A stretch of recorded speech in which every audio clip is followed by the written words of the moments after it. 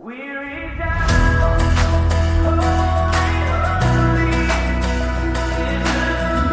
is up, everybody? Thank you so much for hanging out with me. It's Corey here with you on Simply Said Podcast. It's been a while since we've dropped an episode, but finally dropping a new one to the feed. I know it's been quite a while, done a lot of things, had a lot going on in life recently. Holidays hit, and then just life. You know, I don't do this full time. I just do this part-time. Everybody thinks that podcasters are just out here, you know, talking into microphones and just raking in the money. But here's the truth of the matter, y'all.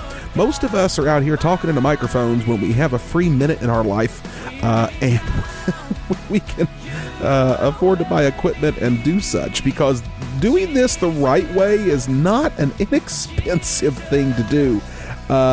It's rather time-consuming and costly, and it can be financially expensive too. So we're glad to be back. Good to have a new episode out. This one was actually recorded back, I think, like before Christmas, but we're finally getting it out to you guys. But you probably have heard this if you follow us, because we live streamed this episode. So what you want to do is get in on how to join the live streams. Those are going to be unfiltered, uncut. Those are live streams. We don't edit those. We just, you know, if you go back to our YouTube page, look at the live stream videos we've done, those are unedited. It's just what you get if you watched it live. The fun part is you can interact with the conversation. You can ask questions, throw in comments, become part of the episode. So go to Simply Said Podcast on YouTube, on Twitter, on Facebook. Hit the notification links on those. Subscribe to them so that you don't miss the live feeds when they do come. They're sporadic. Sometimes it's 9 o'clock at night. Sometimes you may not have one for a while.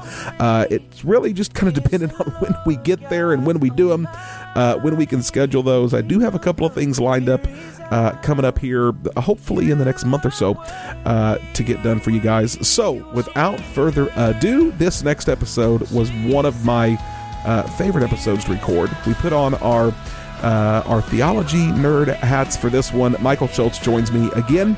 We tackle the issue of Paedo baptism versus Credo baptism. So, baptizing babies or baptizing adults? That's the conversation. Also, the music you're hearing in the background is Jordan Pride. He has been so kind as to let us use his latest radio single, We Resound, as our intro music. So hit the link below the episode here for Apple and Spotify links. Follow Jordan Pride. Download that song. It's awesome music by Jordan Pride. Without further ado, we're going to get into the episode. Welcome back to Simply Said Podcast.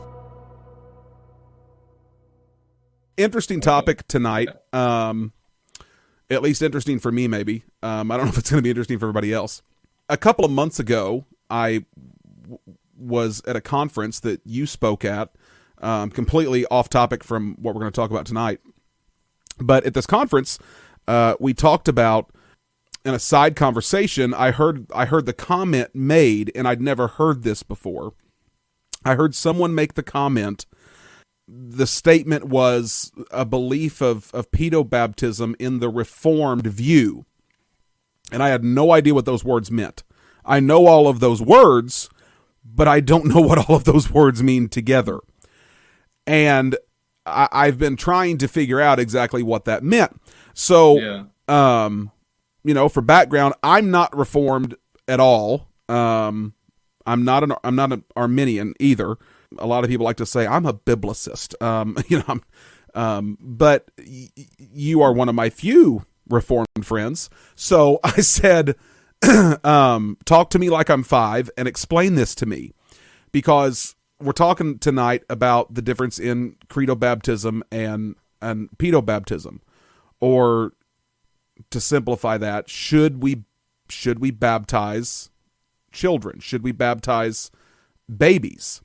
And if that is, if we should baptize babies, exactly in what manner should we?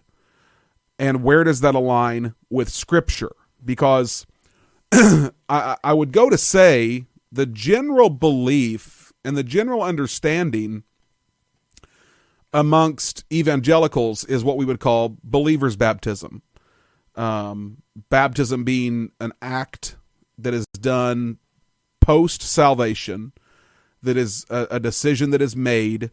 You know, I wrote an article about this, a short article a while back that I put on Facebook, kind of addressing this. And in that, I said that the believer should have a desire to be baptized. A lack of a desire for that should be a clear indication of concern for a person's baptism or a person's salvation if they don't have a desire to be baptized.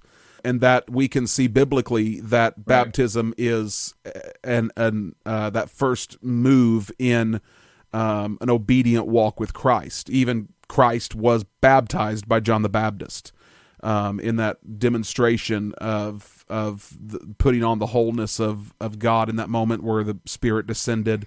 But that was the first move before he went into his public ministry. So that's kind of the context of baptism that I think probably most evangelicals hold. Maybe I'm stepping out further than I should by saying most, but I would say that most hold that.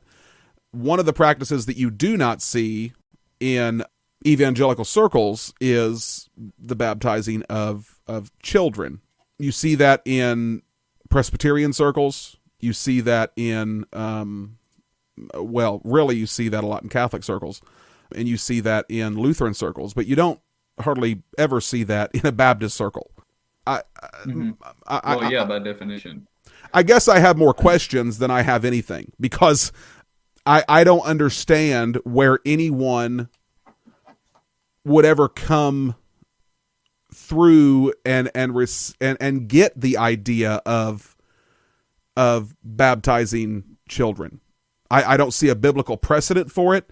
I don't see it done in Scripture, and I have a really hard time coming up with how this is acceptable practice. So that's kind of what we're going to try to tap into tonight. Yeah, so I want to preface it first by saying I'm a Baptist, so I'm going to try to steelman this as much as I can. I don't want to pretend that I'm Paedo Baptist, because I'm not, but I'm going to do everything that I can to rightly present this view without straw manning it.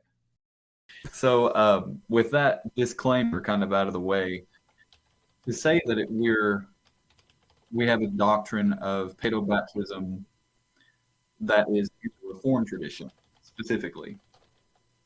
That's to refer to the fact that the Reformed people follow 3 C's.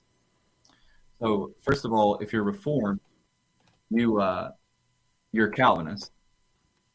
Okay, so you know what that means, and most everybody that is probably in a different community than the Reformed community has some sort of an aversion to that. The people that are in the Reformed community just love Calvinism. It's they wish that there were 7 points so they could believe all 7 instead of just the 5. We call them heretics.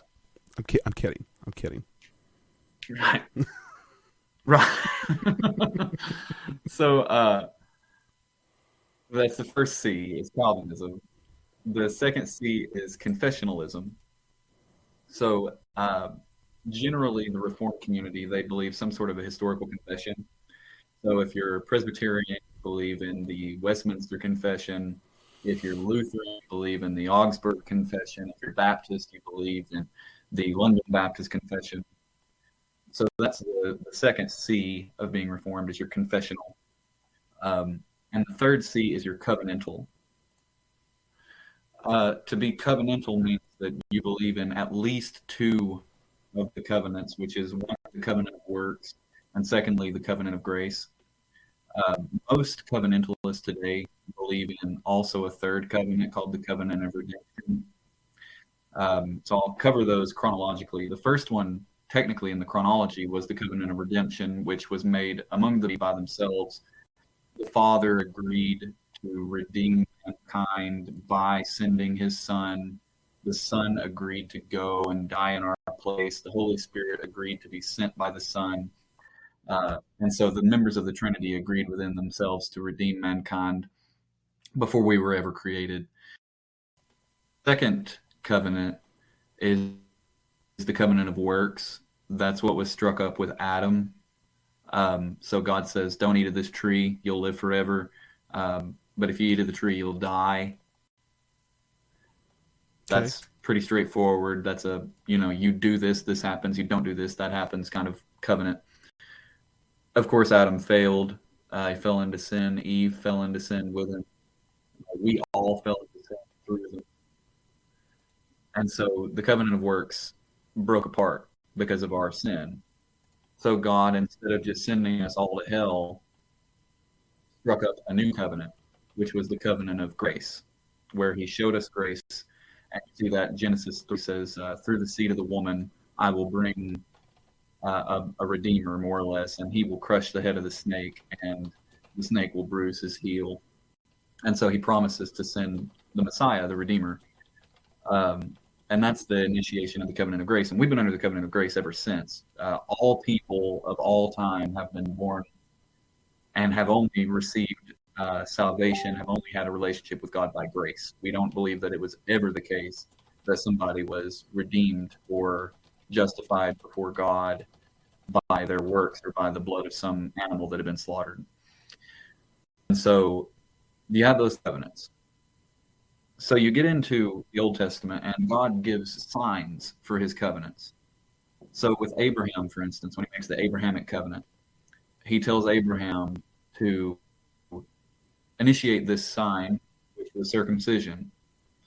And the sign of the covenant specifically was applied to all the people that were members of God's family, the people of God, the chosen people of God. Of course, in the Old Testament, that was ethnic and national Israel, right? The children of Abraham. Mm-hmm. And that was the sign of that covenant, just like the sign of the Noahic covenant was the rainbow. Okay. So Abraham has this sign, it's circumcision, and this sign particularly relates to God's people, and it's applied to God's people so that you can recognize who God's people are. That was the point of circumcision, was to set you apart, to show the world, you're my people, and this is how you recognize my people. They do this very weird thing, and they're going to be marked out by it, something you wouldn't do unless you were a member of my people. Mm-hmm. Well, you get to the New Testament, and you have a new covenant. Jeremiah 31 tells us there's a new covenant coming. Christ initiates that new covenant. This is the new covenant in my blood. And so with a new covenant comes a new sign. The purpose of the sign is exactly the same. Is to mark you out. This is a member of God's people. This is how to recognize somebody who's a member of God's covenant community, the people who are the family of God. We call it the church in the New Testament. And so the sign is baptism, right? Mm-hmm. So if you want to be a member of God's covenant people, if you want to be part of the family of God, it's not being circumcised that makes you a member of God's family in the Old Testament. It's being a Jew. It's being a Hebrew. It's being an Israelite. That's what makes you a member of God's family. And there was a process through which you could join the Israelites, even if you were a Gentile in the Old Testament. That's a long story we can get into if you want to go down that road, but it included circumcision, but that wasn't all you had to do. That was just the sign. In the same way, in the New Testament, being baptized doesn't impart salvation to you. It's just a recognition. It's a sign that you're a member of the covenant family of God. Mm-hmm. So you can see my Baptist back out there. Anyway, so in the New Testament, you have baptism as the sign. In the Old Testament, circumcision was the sign. In the New Testament, there's no explicit command that do not baptize children. Do not apply this sign to children. There's no explicit command saying that. We draw implications. There's very clear implications. I wouldn't be a Baptist if I didn't believe that there were clear implications. And the practice seems to be necessarily for adults, or at least people making a believing confession. But there is no explicit command. Do not apply the sign to children. And so in the Reformed community, we believe that Scripture interprets Scripture. And where there is silence, you look elsewhere in Scripture for such a similar practice, and you try to interpret what you're supposed to do based on what has been commanded elsewhere. And when you're looking at the sign of baptism, and you say, well, should this be applied to children? And we say, well, the New Testament is silent on that issue. It doesn't say to apply it to children. It doesn't say not to apply it to children. So we look at Scripture. In the Old Testament, when you had the sign of the covenant, it was circumcision. Was it applied to children? And you go back to Genesis 12, and God says specifically, apply the sign to your children. And not just children after they make a profession or want to literally join the Israelite family. Do it to them on the 8th day of their life. Mm-hmm. And so Presbyterians and the like say, okay, in the Old Testament, the sign was applied to children. In the New Testament, we don't have anything telling us to change that practice. So why would we? And so that's more or less the warrant. The meaning of it is a little more nuanced, but the warrant for it is pretty much that in the Old Testament, the sign of being a member of God's covenant was applied to the children of people in that community the moment the week they were born. And in the New Testament, it should be the same because we don't have anything telling us to stop doing that. Where I get lost in the weeds here is if we're baptizing children and we're doing it kind of as the New Testament replacement of circumcision, there's quite some differences to deal with here. First of all, circumcision was not beyond the circumcision. It wasn't public. Circumcision is a very personal sign because, there's still debate over the relevancy of it, because people in public aren't going to see that. So, what was the point? And it was kind of used as one of those things of, I can look at myself and see that I've had that part of me cut off and the spiritual cutting off and, that alignment with God. Then you end up in the discussion of, well, then how does a person know that you're one of God's chosen people? Well, it's, it goes beyond that physical thing. So if you apply that same ideology to baptism, baptism being very public. In fact, baptism was so public when John was baptizing people, the day that Christ himself was baptized. This was a really interesting historical moment for the Jew. You realize that you've got a bunch of Jewish people in this area. So picture a town full of Jewish people. And they knew what baptism was. Baptism was established long prior to Christian baptism, long before John was baptizing people. The Jews were baptizing themselves all the time. They had these ritual cleansings that they would go through where they would wash themselves in these pools. And whenever a person would become a Jew, if you were a Gentile and you converted to Judaism, you would have to go through a ritual cleansing, which would be a baptism. So in order to go from being a Jew to being baptized by John it was a slap in the face to their entire belief structure and could actually go to the extent to cause divides. I mean, parents may completely disown you for what you just did because, you're a Jew. You don't just insult every part of our heritage by, being baptized into a Gentile belief system. So, the people that were baptized by John were really making life-altering decisions in their baptism. It wasn't just I decided to follow Jesus and now I want to do this like we do it. This was a public, life-altering decision that once you did it, you may not ever be able to go back. So that's a big thing.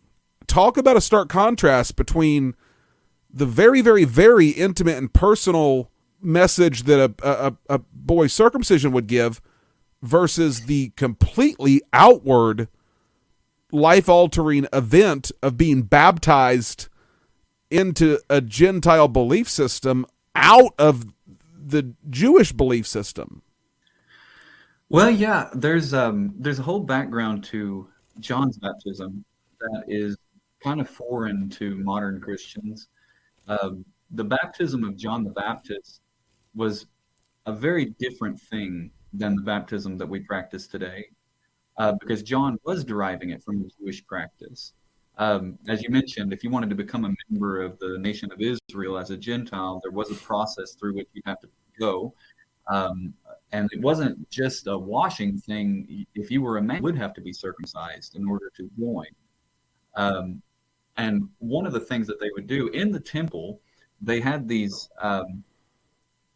pools in the corner of the outermost courtyard. They were called mitzvah, spelled Mitzveh. And the plural of it, I think, is mitzvahot. I don't know a tremendous amount about the origin of those. Some people say that it goes back to Moses. Apparently, he washed himself before he went up on a mountain, and they say that that's where it came from. But if you wanted to become a member of the nation of Israel, you would be circumcised. You'd take some time to heal, and then you would go. And you would have to be washed in those. Mm-hmm. And one element of that that's somewhat similar to our baptismal rite is you would have to have witnesses that were Israelites who come and watch you dunk yourself in that pool, and they would have to testify, if you were a man, that you had been circumcised, and you would have to testify that your entire body went underwater. And so there was an element to this where, if you wanted to play devil's advocate, you could say it was just as much an element of worship inside the family of God as baptism is now, because we don't baptize out, in the rivers anymore. We baptize in the baptismal pool in the church house. Mm-hmm. Most people do. So you could play devil's advocate with that. Mikvah, yeah. So when John goes outside the temple and he's calling people to come get baptized, specifically, he's calling for the leaders of the temple to come get. What he's saying is, you're not members of the family of God. That's telling them, because to get baptized was a statement that said, we are outside of the covenant community. We are Gentiles of the Israel of God. And so he starts commanding Jews to come down and get baptized. The statement being, you're not in God's covenant people. You are just as far away from God as the Gentiles are. And so there's a kind of a blurring there of circumcision and baptism in the time of John. Now, certainly it is a different thing when you get to post-ascension. But the distinction between circumcision and baptism is kind of blurry there as far as the public element of it. So I don't know that would be a defeater argument for me. I think that you point out the big reason that I'm sold on Paedo baptism as a Baptist is the lack of biblical precedent for it and the seemingly different meaning. In the Old Testament, if you were circumcised, it seems that you were just accepted as being a member of God's covenant community on the basis of the fact that you were circumcised and your blood was Jewish. Mm-hmm. And so we want to see the fruit of the Spirit in your life. The baptism is meaningful, but not as a means of confirming that you're a member of the covenant community or the people of God. In that respect, it's completely different from circumcision. And as a recognition of your public profession, in that sense, it has to be made by people that have a public profession. Mm-hmm. I had a conversation a while back, and this is another episode that you guys can go back and listen to if you have a couple hours free, because it was a long conversation. But I talked with Pastor Eric Johnson, who is a Lutheran pastor. And obviously they do practice Paedo baptism, and almost solely Paedo baptism.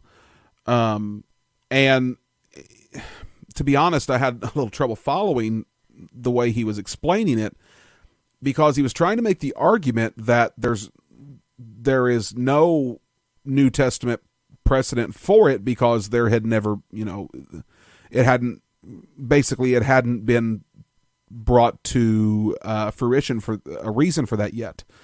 And made the argument that they baptize, the way he said it was, I think that they baptize into salvation. So there's a coming of knowledge later where they I see, and I'm having trouble reiterating it because it was hard to follow. It was and I don't. So this regards the means of grace, and this will be a part that we don't like to say out loud as pastors, but it's true nevertheless. We have to admit it. You can be a Christian and not read the Bible. Mm-hmm. There's nothing in the Bible that says in order to be a Christian you have to read the Bible all the time, and you will not go to heaven if you don't read the Bible. Mm-hmm. That's not in there. We're saved by grace alone, through faith alone, in Christ alone. And so Right. Reading the Bible is not compulsory for salvation. Right. But you will not be a mature Christian. You will not be very sanctified. You will not be very close to God if you don't read the Bible. Right. In the same way, again, we hate to say it out loud, but it's the truth. If you don't go to church, that does not mean you're going to hell.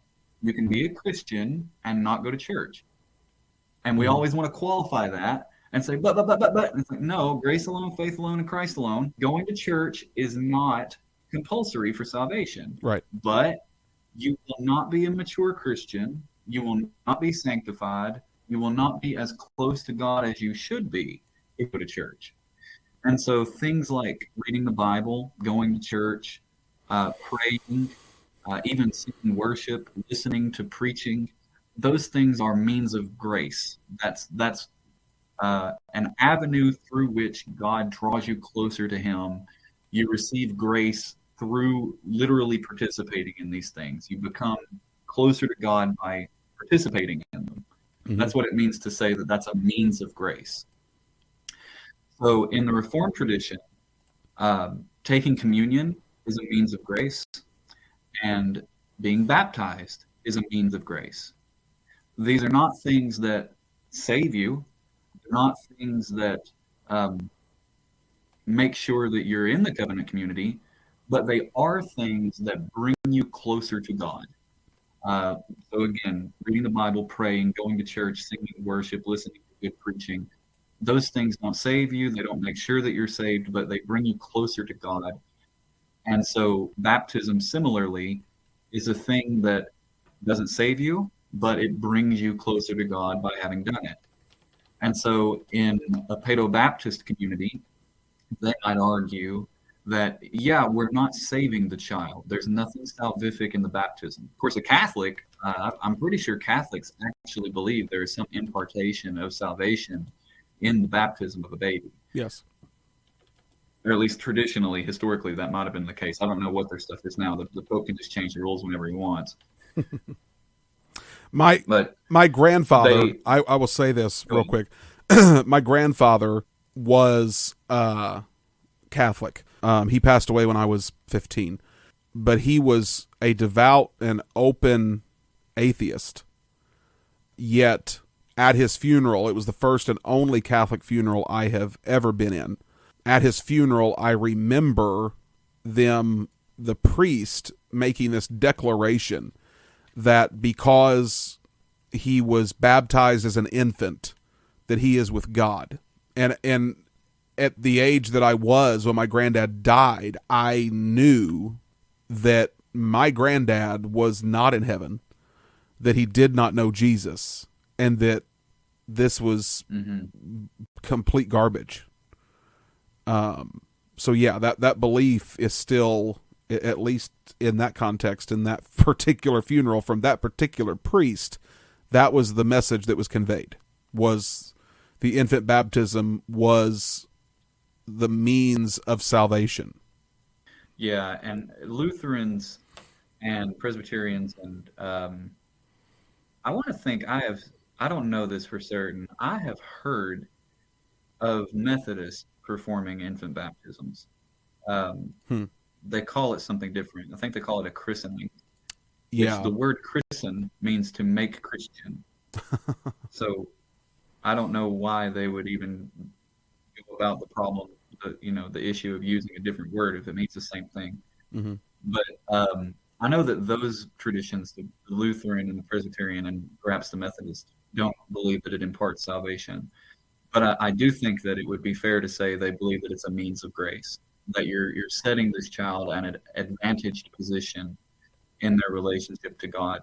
You bring them a little closer to God in the same way that a Baptist, we know that our children aren't Christians when they're born, but we raise them like they are. Mm-hmm. We teach them the Bible. We teach them to sing hymns. We teach them to pray, even though they're not Christians. And so, and the hope is that by doing these things, God will work in their lives and save them. So we recognize that perhaps implicitly, but we just don't practice infant baptism because we don't see that that's that precedent set in the New Testament. Mm-hmm. So in the Reformed tradition, there's a belief of Paedo baptism. So I suppose my question is, if it's not salvific, what is it? And what's the point?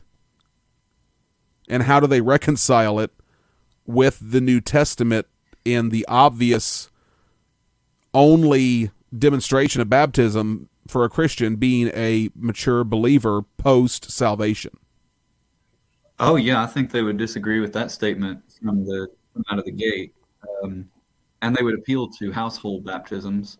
And I'm sure you've read these. Every Baptist has had to contend with these, because there are these situations. Specifically, Cornelius, he becomes a Christian, and suddenly his whole household gets baptized. I don't know if it was Peter or Paul, but one of them preaches at one point, repent and believe the gospel and be baptized, you and your household. Might have been the Philippian jailer. Yes. That he said that too. So they take that as being, what do you say, implicit of infant baptism, that regardless of whether the people in the household have become Christians or not, you go ahead and you baptize the children of a believer in the same way that the head of household in the Old Testament would have his children circumcised, whether they were Israelites or not.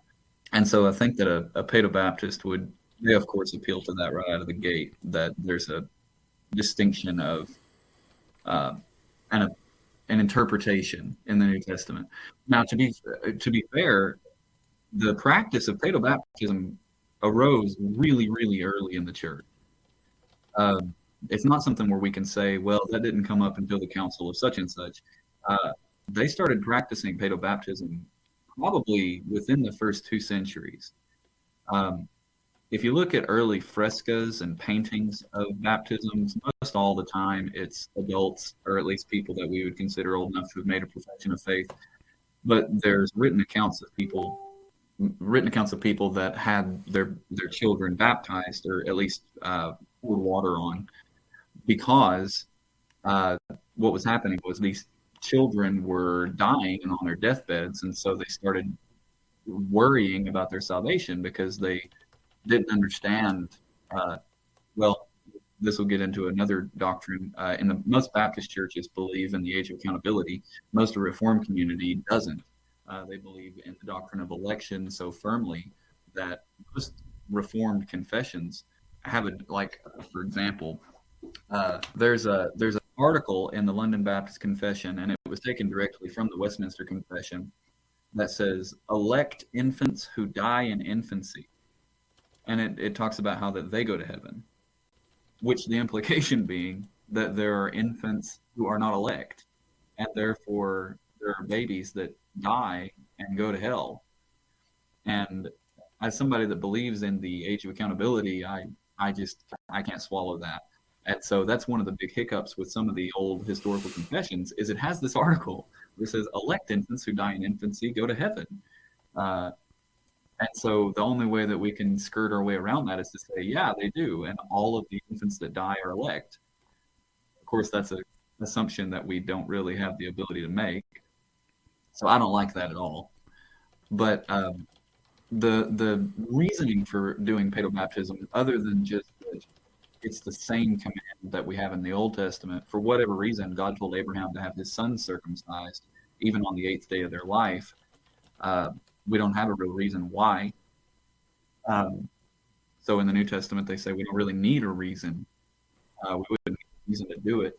Now, they might say, again, it's a means of grace to bring your children to an advantaged position in their relationship with God. Even before they're saved, they have been given maybe a step up. So Chance is quoting the Canon of Dort there. And again, the Canon of Dort, what that was just a bunch of Calvinists getting together to respond to Arminianism. And that's probably where that whole line about elect comes from. I'm sure that that's probably where its origin is found. So they had something about this that they had to come up with, because you don't want to say that, gosh, there's a whole argument you can get into about that, about infants that die in election. Now I do want to say one thing about this. There's a radical end of the Paedo Baptist wing where they're not saying that infant baptism saves you, but it's certainly an implication. There's a guy named Doug Wilson out in Moscow, Idaho, and I'll go ahead and out myself before I even start talking about this. I don't care for him. The more that I learn, it's like Hitler. The more I learn about him, the less I don't like, or the less I like him. Wow. Right? That might be the statement of the night right there. Man, I don't really care for this person. Yeah. I know Hitler's a hard comparison, but it's, I'm a historian, so, you don't read about bad people a lot. You read about the good ones. But Doug Wilson has this analogy where he says, if you have two black ants and they have a baby ant, what color will the ant be? And he says, of course, the ant will be black. And then he says, if you have two red ants and they have a baby, what color will the ant be? And it's a red ant. And so he says, if two Christians get together and they have a baby, then what will the baby be? And we say, well, the baby is a baby until the baby becomes a Christian, and then it's a Christian. But I don't know what he's saying when he says that, but I heard him say that, and I thought, this guy's bananas. That to think that that's how that works. He has a lot of stuff going on that is very radical for the Paedo Baptist community. He definitely doesn't represent the mainstream in anything that he believes. But that one really shocked me. I've been tempted by the Paedo Baptist argument before. And when I hear stuff like that, I get shocked right back out of it. Mm-hmm. I just think, oh, no, you guys are crazy. Yeah. Again, talk about faulty logic, with the whole ant thing. Because you're talking about genetics versus spirit birth there. And it's almost, that's really skirting along the line of, the whole Jewish belief of if you're born a Jew, then you're born a Jew in blood and in spirit. That's a dangerous territory to get into. That's a really, really dangerous thing to dabble in. Right, because you can, as a pastor, I can see him consoling some family. Like my wife and I lost a baby last year, and we have complete confidence that the child's in heaven, but not because we had the child baptized. Right. And if I'm one of these guys that's a Paedo Baptist and I'm trying to console somebody that has lost a child before they made a public profession, and I'm saying, well, look, take hope because you had them baptized. Mm-hmm. I can't see myself honestly looking at the Bible and saying that that's something that should be even factored in. Because, gosh, mm-hmm. We live in the South. 70 to 80% of the people in our community have been baptized. Right. And maybe 5-10% of them are actually Christians? Yeah. So it's like, that clearly is not correlative. Not to mention the fact that in that instance, you are completely putting the salvation of the child in the hands of the parent. Yeah, and I want to be careful because I don't think that most Paedo Baptists, being Presbyterians or Lutherans, I don't think they would go down that road. I really don't. But it's like you're asking, what's the point then? If if there's absolutely no assurance that comes from it, then why are we doing this? Uh, because it should, if it's a means of grace, then that should put you in an elevated position. I don't get it. I mean, like I said, I'm a Baptist, so of course I'm not going to get it. But let's look at what Chance is saying. Yeah, Chance here said, wouldn't you say covenant children are blessed being born into a Christian family? You can read in Romans where it states, not all Israel is Israel. So I believe that, we'll say Presbyterians, would say not all covenant children are Christians. Yes, but again, we're talking about, the thing that I'm really trying to be careful with here, and like Michael just said, with, I don't think that most of, at least the Presbyterians and the Reformed viewers of pedo baptism, outside of the the Orthodox Catholic Church or the Lutheran Church, their beliefs, would act. I don't believe that most of them would actually say that there is a salvific tie to the person, and that, by me having my children baptized, that's saving them. Again, I wish I could remember the words. Yeah, Chance here said the Lutheran Church would. Yes, they would.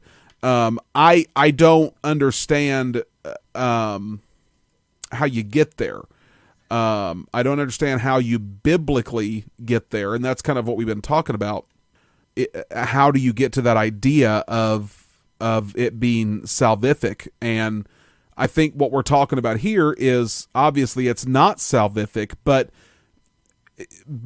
at the same token, there's a lot of language and there's a lot of rhetoric that kind of gives it a salvific light, and it points toward a salvific thing, like, with the whole, well, your baby's in heaven because it was baptized. Well, according to that logic, if the baby wasn't baptized, then it went to hell. And as long as the baby is baptized, then it always gets to go to heaven. Now we're baptizing children into heaven, and we're making a bunch of Christians without any responsibility on their end. But then you have this idea that would kick in later of, well, if a person's life doesn't represent Christ, and if they don't ever live a life that proves that salvation moment in their infant baptism, then that proves that they were not, that they're not one of God's children. Then that leads me to the further hypothesis of, now you're creating this idea almost of a special grace. Like every person has their own little version of grace. Every person is saved in their own little way. And there's no standard. There's no biblical standard to set upon mankind, when in Scripture it gives us the standard of salvation. It gives us, what must I do to be saved? Or say, by grace through faith, not of ourselves. So I think if you go down this road of trying to, in some fashion, justify pedo baptism, then what you end up doing is you end up painting yourself into a corner, because you've created all these other ideas now, maybe not on purposely, but at least inadvertently, you've created all these new ideals, and you've got to explain that. Yeah, and it seems like the kind of thing that maybe might have been brought up in the Bible. Yeah. Right. Yeah. With, if they were doing this in the time of Peter and Paul and James and John, somebody might have asked one of these questions. They might have said, "Hey, what does this mean? Why are we doing this to our kids? What difference is this making in the lives of our children?" And then they might have spent a little more time explaining what the meaning of baptism is. But when baptism is addressed in the New Testament, it seems to be taken for granted that the person being baptized has already made a profession of faith. That seems to be taken as something that is assumed. And so there's never a question of, well, what do we do for somebody who has never made a profession of faith and yet has been baptized? What's the case for them? That's never brought up.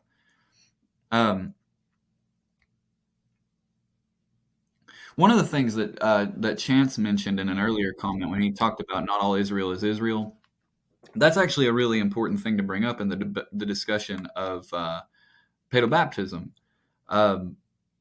And I know he's got something new here. You have to land there with a faulty view of the covenants. I believe this was the path of the Reformation to bridge the Catholic faith and Presbyterian faith. I believe this is one of the greatest errors in the Reformation. Yeah, there were some elements that they didn't want to let go of, and that's unapologetically. Luther and Calvin had several things that they did not want to let go of from their Catholic background, Zwingli as well. So these guys that led the Reformation in those first few centuries, they really had some stuff that they did not want to let go of, the first few decades rather, that they didn't want to let go of. And it's the same thing with communion. So when Luther comes out of the Catholic tradition and he says, well, no, there aren't 7 sacraments, there are only 2. It's the Lord's Supper and baptism. And then somebody says, okay, so what does the Lord's Supper mean? And he says, it means exactly what the Catholics said it was. No, that can't be right. He's like, okay, yeah, it's a little different because they believe in transubstantiation. Right. And he says, well, no, it's not transubstantiation, it's consubstantiation. And nobody, I mean, Calvin disagreed with that. Zwingli absolutely disagreed with that, but he wasn't willing to let go of this substantial element of communion. And none of them were willing to let go of Paedo baptism. So you end up with anybody that disagrees on the issue of Paedo baptism, they just threw them out immediately. The Anabaptists come out, although they weren't the first ones to do it. If you read, there's a crazy book by a crazy guy called The Trail of Blood. I forget his name now. But he contends that Baptists have always been here, going back to like the Waldenses or something or another. And so he says, Baptists have always been here. You can believe whatever you want about that, but certainly after the Reformation was sparked, they were defensive about Paedo baptism and never got off of it. And so it's one of those things where you have to look at the Reformation and say, okay, were they done reforming? Because they were willing to say, well, no, marriage isn't a sacrament. And there's several others, but there were some of these things that weren't sacraments, and baptism and communion were, but we're going to do them exactly how the Catholics did them. Yeah, Chance has got it right. It's poor history. The guy was completely wackadoo.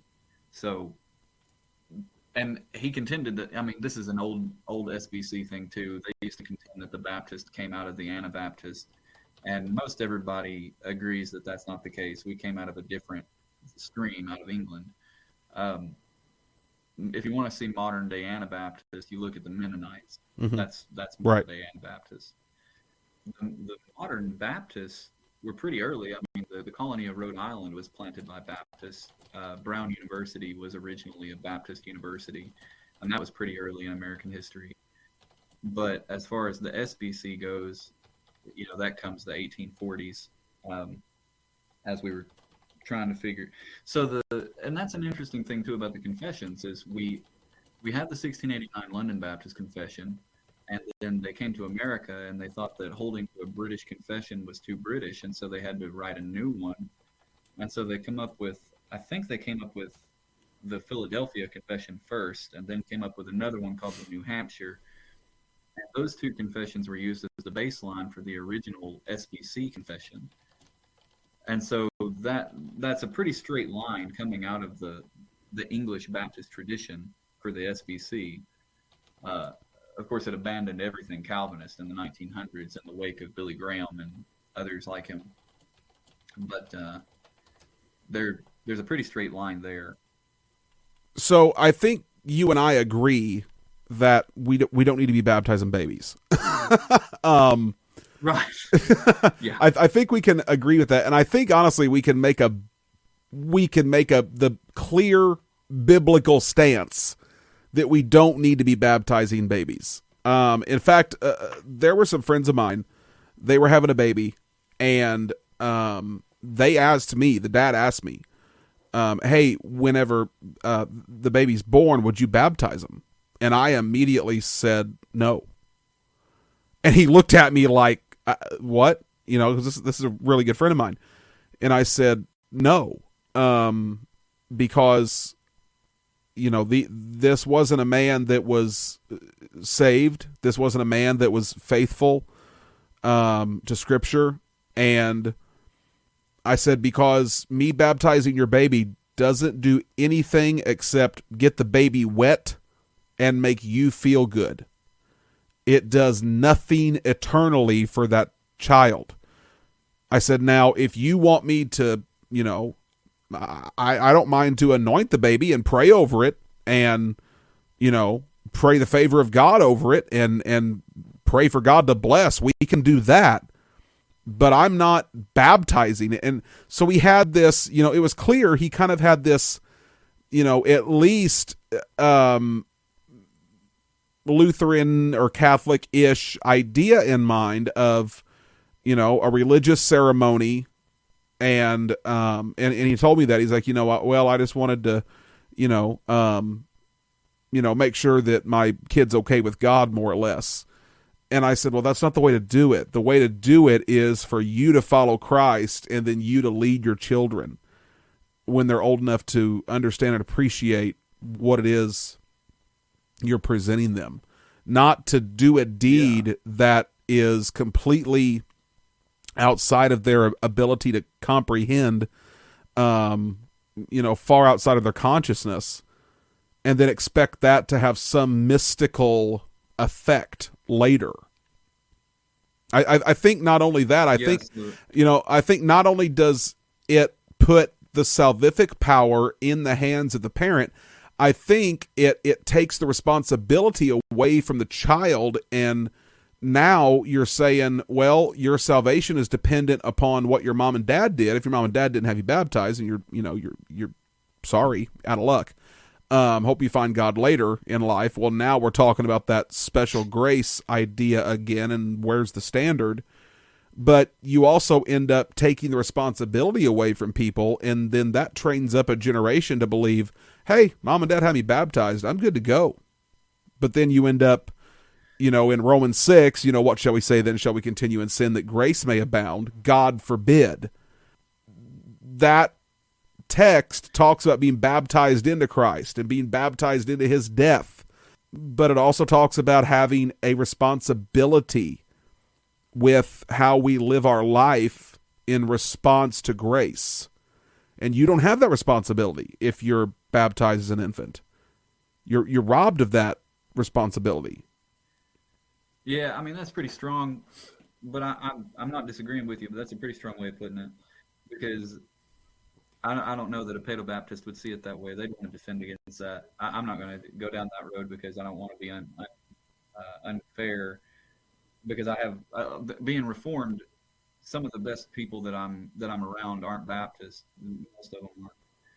But I do think that that's an error. I'm certainly with you that that's an error and that it's dangerous, like you're saying, to set that precedent. And I've even encountered some pretty belligerent Presbyterians that say, the Baptist denomination is the only denomination that doesn't baptize their kids, and look at their kids. And they say, like, you see a guy, the most poorly behaved children in the world are the Baptist pastor's children. So they say, well, it's no wonder that their kids are such deviants. They're not baptizing them. And that's not fair either. I'd like to see a study with those numbers of, unbaptized right. unbaptized Go through the Baptist prison children and their criminal records versus the criminal records of baptized Catholics. I'm just curious to see what the numbers Right. would look like. Yeah. But one thing that a Paedo Baptist would bring up for us is, you mentioned I would be comfortable anointing the child and praying over it, and and our church and most SBC churches, they're comfortable doing baby dedications. Yeah. And I say, well, what the heck? That's no different. Like, they say that's the same thing. And so we say, no, that's very different. Uh, and one of the things that I like to say when we do a baby dedication is I always say, we don't wet babies, babies wet themselves. We don't have to go down that road for them. So, they'll take care of that on their own. So, but we do have to be more clear as Baptists about what a baby dedication is. Mm-hmm. Because I've heard some people, they justify baby dedications by going to Samuel, and they'll read about how Samuel's mother prayed to God and said, if you'll give me a child, I'll give him back to you. Mm-hmm. And he'll just serve you forever. If you'll just give me a child, he'll just be yours. And so they say, that's what we're doing at a baby dedication, is we're just giving the baby back to God for having given them to this family. And I think, I don't know, that sounds close to baby baptism. That's what that sounds like. And then I've heard other people say, well, no, it's not even about the baby. It's the family asking for the church that they're a part of to commit to help them to raise this baby in the spirit and the admonition of the Lord, to serve as a covenant community around them, to pray for them, to strengthen them, and do all those things. And I like that better. That's what we say at our church whenever we do a baby dedication, is that this is hardly even related to what's happening with the baby. This is more of a parent dedication. The parents are dedicating to raise their children in a Christian household, and they want the church to hold them accountable and help them do that. But I think that Baptists need to be a lot more clear about that, because when we have a baby up there and we have a family getting a certificate and we're saying, your baby's been dedicated to the house of God, let's all give them a hand of applause, and we'll say a prayer over this baby. The only thing that's missing is a couple of drops of water on the baby's head. Yeah, we're really splitting hairs. Maybe, but I think we could be splitting hairs, but I think we also could be looking at two very different things that are prescribed in Scripture. One of the things prescribed in Scripture was anointing, and you have to, I guess, kind of give a quick lesson on the purpose of anointing with oil, and that oil represented. And again, it was representative. It was not literal. It was a representation of the empowerment of the Spirit of God. Water in baptism was, taken from the ritual cleansings of the Jews, and it was symbolic of what was being done inward for the believer. But it was that dying and being risen again structure that was shown in the water. That's why the word, and again, and we can get into this too, we're talking about baptizing babies, but we're really not, because we're talking about sprinkling a couple of drops of water on a baby, not baptizing. Because if you really talk about baptizing, let's translate the word baptismo, where we get the word baptism in English, is the word baptismo, which meant to immerse. The only literal way to baptize someone is fully immerse them in water. Well, you can't legally do that to a baby. So there's a line that we haven't even approached here, is the definition of baptism, and it's not. So if you want to do it symbolically, well, the water is kind of pointless at that point, because it's not washing away anything, because you're talking about a child that hasn't become conscious yet of themselves. They haven't, we call it the age of accountability. They haven't become conscious of a sin nature at all. I mean, the only thing they're conscious of is, feed me so I can pee and poop again. So So I'll devil's advocate that. because you bring up the Greek term baptizo. It does mean to dip. Generally, in the vast majority of cases, it does mean to completely immerse.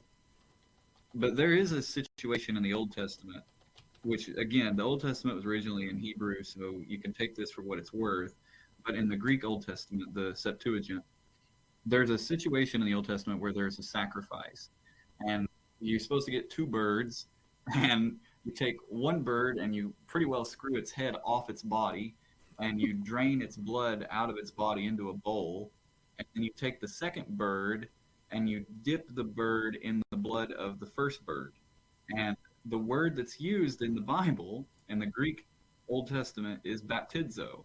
And Paedo Baptists have used that as an argument. They say, well, gracious, how much blood do you expect to be able to get out of this first bird that you would completely submerge the second bird in the blood of the first one? They say, no, that's not plausible to believe that you could possibly get that much blood out of the first bird. You would just have drops of blood on the second bird, or perhaps dunk it in a all not submerged sense. That is a very weak argument, but that's an argument. And one of the things, I grew up listening to George Carlin. Mm-hmm. Do you remember George Carlin? Oh yeah. Oh yeah. So Carlin, he was an absurdist, and he Mhm. had this bit about swearing on the Bible. And he said, you go into court and they make you, raise your left hand, put your right hand on the Bible, or something along those lines. And he talked about, why can't you just stand there and let your hands hang down by your side? Or what if you put your right hand in the air and your left hand on the Bible? Would that still count? Or what if the Bible was upside down? Or what if the Bible was really old and some of the pages had fallen out? Would that still count? Or what if the Bible was in a language that you couldn't read, like Chinese? Or what if you put your hands in your pockets and then swore on an upside down backwards Chinese Bible with half the pages torn out? Would that still count? And so you get the idea when you strip this apart, at some point, it's not the act of the thing that you're doing that matters. It's what you're trying to do through it. And so, to give an example, I worked at a church in East Tennessee for 3 years, and we had a young girl. There was actually twins, but they had Down syndrome, and it was pretty severe. They were completely non-communicative, and although they were just cute as a button and very nice, pretty well mentally impaired. And their father was a 40-year pastor. He was retired, and he had adopted them. And they were very young, but he talked to them about the Bible a lot, and they kept up as well as they could. And at one point, one of them, I suppose, made a profession of faith to the best of her ability to do so. But she was deathly ill, or deathly afraid of water. And I suppose it was something along the lines of water on her face specifically was a big, big trigger for her. And this guy, he was old school, and so he believed baptism is baptism. You get immersed. And so she got in the baptismal pool with him, and he started the process, and she was very calm until he started to lean her back and put her in the water, and she started to flail, and she's drowning. Mhm. In her mind, she's drowning now, Mhm. and her dad is going to drown her. Like you could see it in her face. She was so panicked, and the guy was considering, I guess, well, we're already here. I might as well go ahead and just get her under, because we're not going to do this again. Mm. And so, in a sense, I mean, as you're watching this, you're literally watching a man trying to drown a girl. That's what's happening. She is doing everything she can to not go under, and he's doing everything he can to get her under. And you're watching this guy drown a girl with Down syndrome. Mm. Because he's headstrong on the fact baptism is immersion. And I can see it in your face, and you know that it's in my voice as well. That's wrong. Mhm. Like, there's not a Baptist in the world that should be borderline drowning a girl with Down syndrome because baptism is immersion. Right. And so when we say that out loud, the Paedo Baptist goes, well, how do you justify it being okay over here and different over here? And we would say, well, the case clearly would justify using one or the other. If you're in Saudi Arabia, where it's illegal to become a Christian, and you don't have a baptismal pool or a bathtub that would actually submerge someone, yeah, pouring a glass of water on their head might have to suffice. Mm-hmm. You just have to work with what you've got. But we would say that's because the conditions require it. Right. John baptized where there was a lot of water on purpose. The eunuch that Philip baptizes is baptized somewhere that there was much water. That's noted on purpose. So we know the way that it's supposed to be done. The word clearly indicates to us what's supposed to be done. There may be circumstances where exceptions are warranted, but I don't think that the regular practice can be sacrificed. The same reason, if you're a college student and you're trying to take communion for the first time ever, and you make the mistake and you say, well, the Bible uses wine and bread, but all I've got is pizza crust and grape soda. But I'm going to try to make it work. Mm-hmm. You might be forgiven of making that mistake your first time and doing your best. But that's not the way that we should start doing it across the board. We're not going to have, pizza and soda and call it communion. So let me back up a little bit. There's a lot we could talk about in the last 30 seconds of what you said. As far as the woman that the woman with Down syndrome goes, so there's a couple of things to notice here that I think are clear. The first thing is, and especially talking about the people that, in a third world Middle Eastern country where it may be completely illegal to become a Christian, so they can't just go out and be baptized publicly. Obviously, that is true, and the Bible also makes it clear that we serve a God that is full of grace. When I make that statement, I want to be careful not to give the wrong idea that I'm saying that God gives this special grace to special people and not everybody.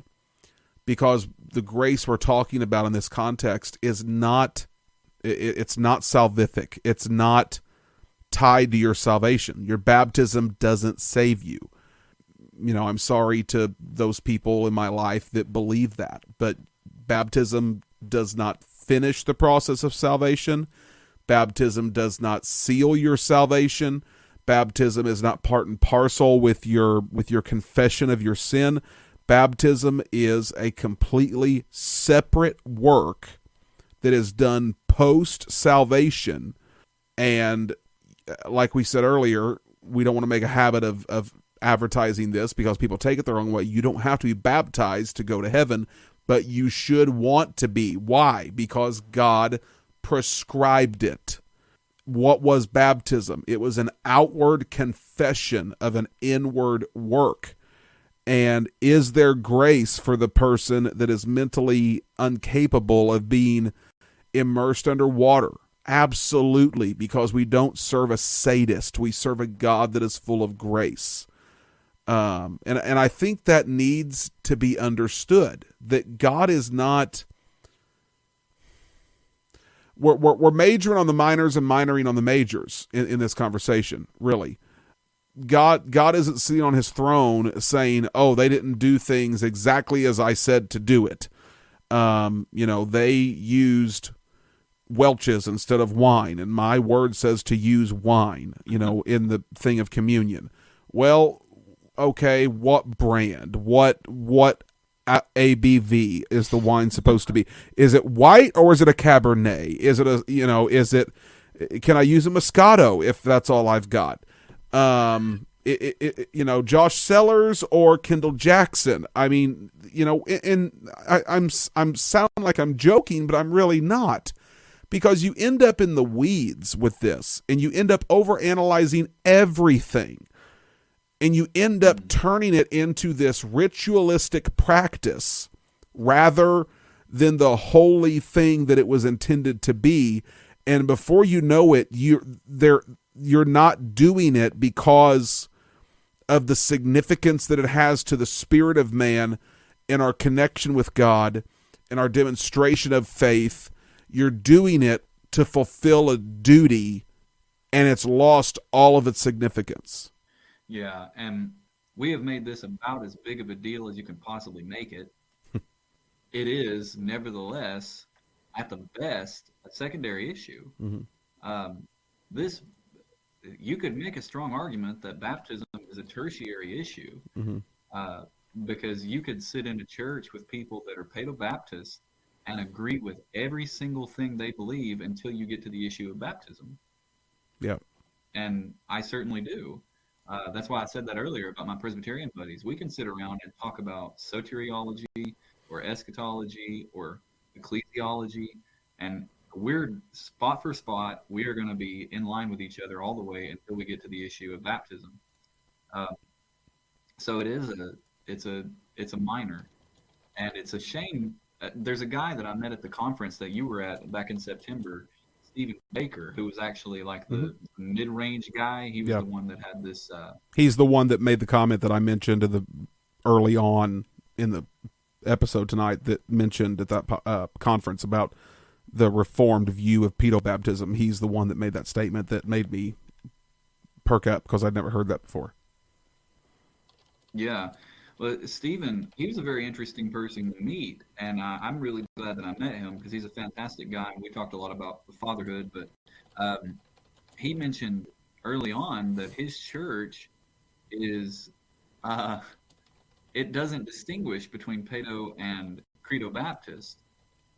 He has both within his church, and even both on the leadership team. And so I told him, this is the wording I would use, and this tells you what kind of a crude person I am. I'm not academic. I said, your church must be so weird, because I can't imagine being at a church and sitting in the congregation and watching them baptize a baby, and then being like, all right, yeah, now we're going to just go back to doing church. I mean, I would, everything in me would be like, stop. Like, yeah. Quit it. Like, get the water away from step away from the baby. Right. Yeah. And so, like, I'm amazed that his church works, and it should, though. That's the thing. It should. It should be the case that Christians who disagree on minor issues can come together and worship together. That should be the case. It should be, but again, like you said, we've made major issues out of minor issues. I mean, even the entire Baptist denomination exists because of our stance on baptism and it being believers' baptism, and that we don't believe in Paedo baptism. That's why we're called Baptists.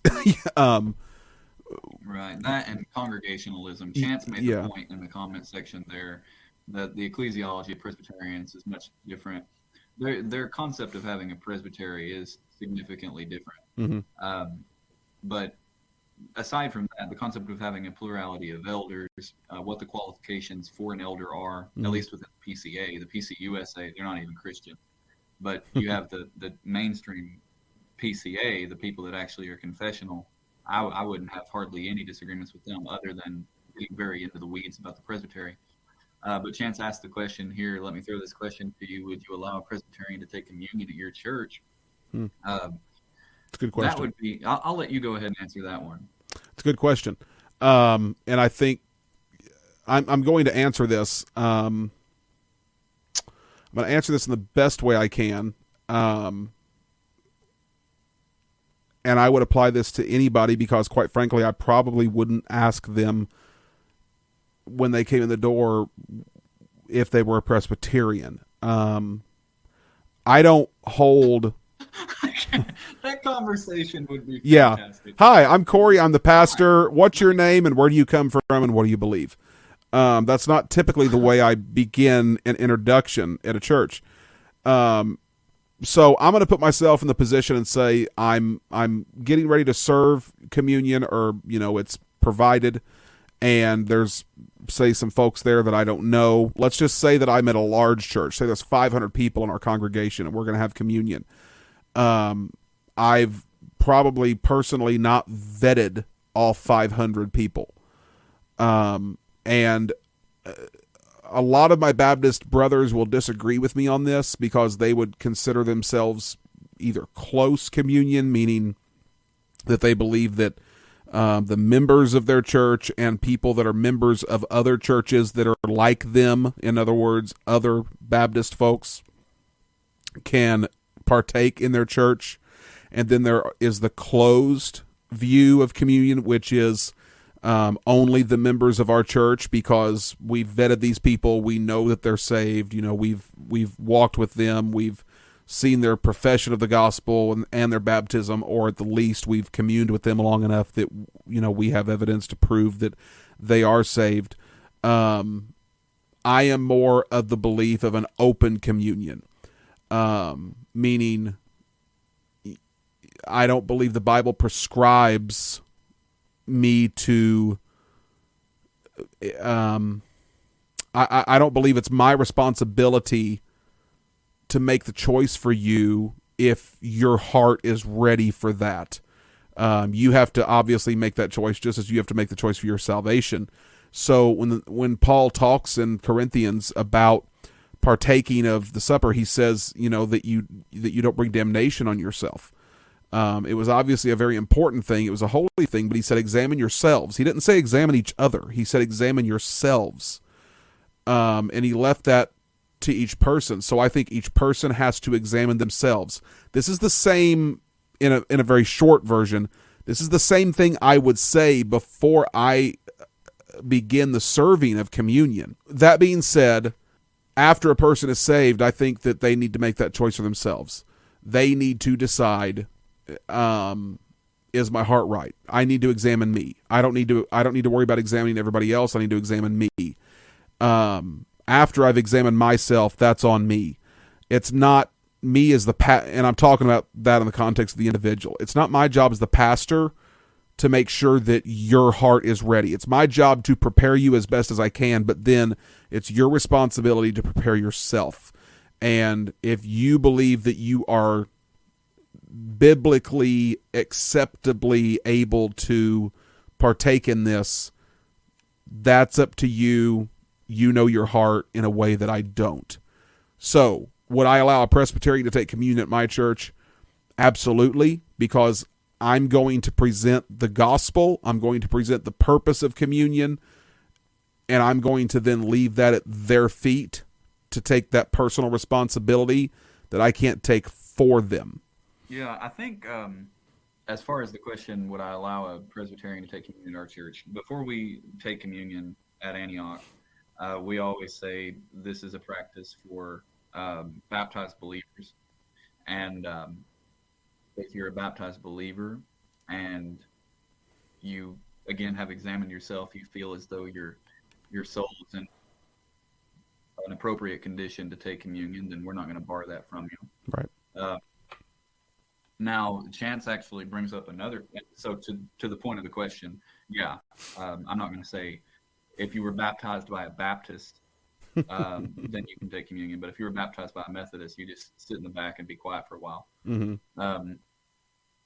I wouldn't say that. No. But he brings up another good question about church discipline.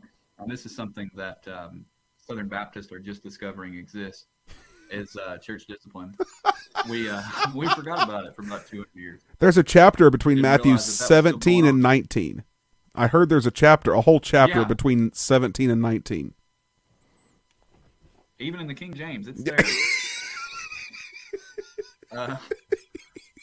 So, yeah, we've had to rediscover that, and we're having to figure it out. And so, we actually have never had a case of church discipline go so far as for me to feel like I needed to fence communion.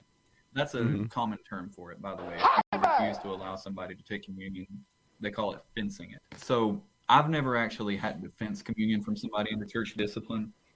Um, Now, one of the things that I do at my church that's probably a little bit different from the normal churches is before we take communion, uh, I actually give people about 5 or 10 minutes to step out of the sanctuary and go make phone calls or step across the sanctuary and apologize. Mm. Because I actually believe that if you harbor hatred in your heart, or if you've offended somebody, or if somebody has offended you, um, that you're drinking damnation unto yourself. And so when we take communion, I full stop the whole service. And before the deacons ever touch a plate, I say, no, if you need to go call somebody, you go call somebody.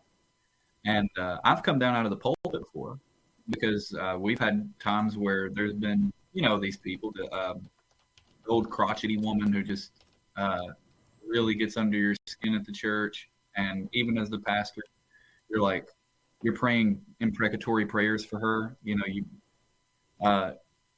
If you think about her, it just kind of makes your blood boil. And there was a woman at our church that I don't know what had happened, but it had really upset me.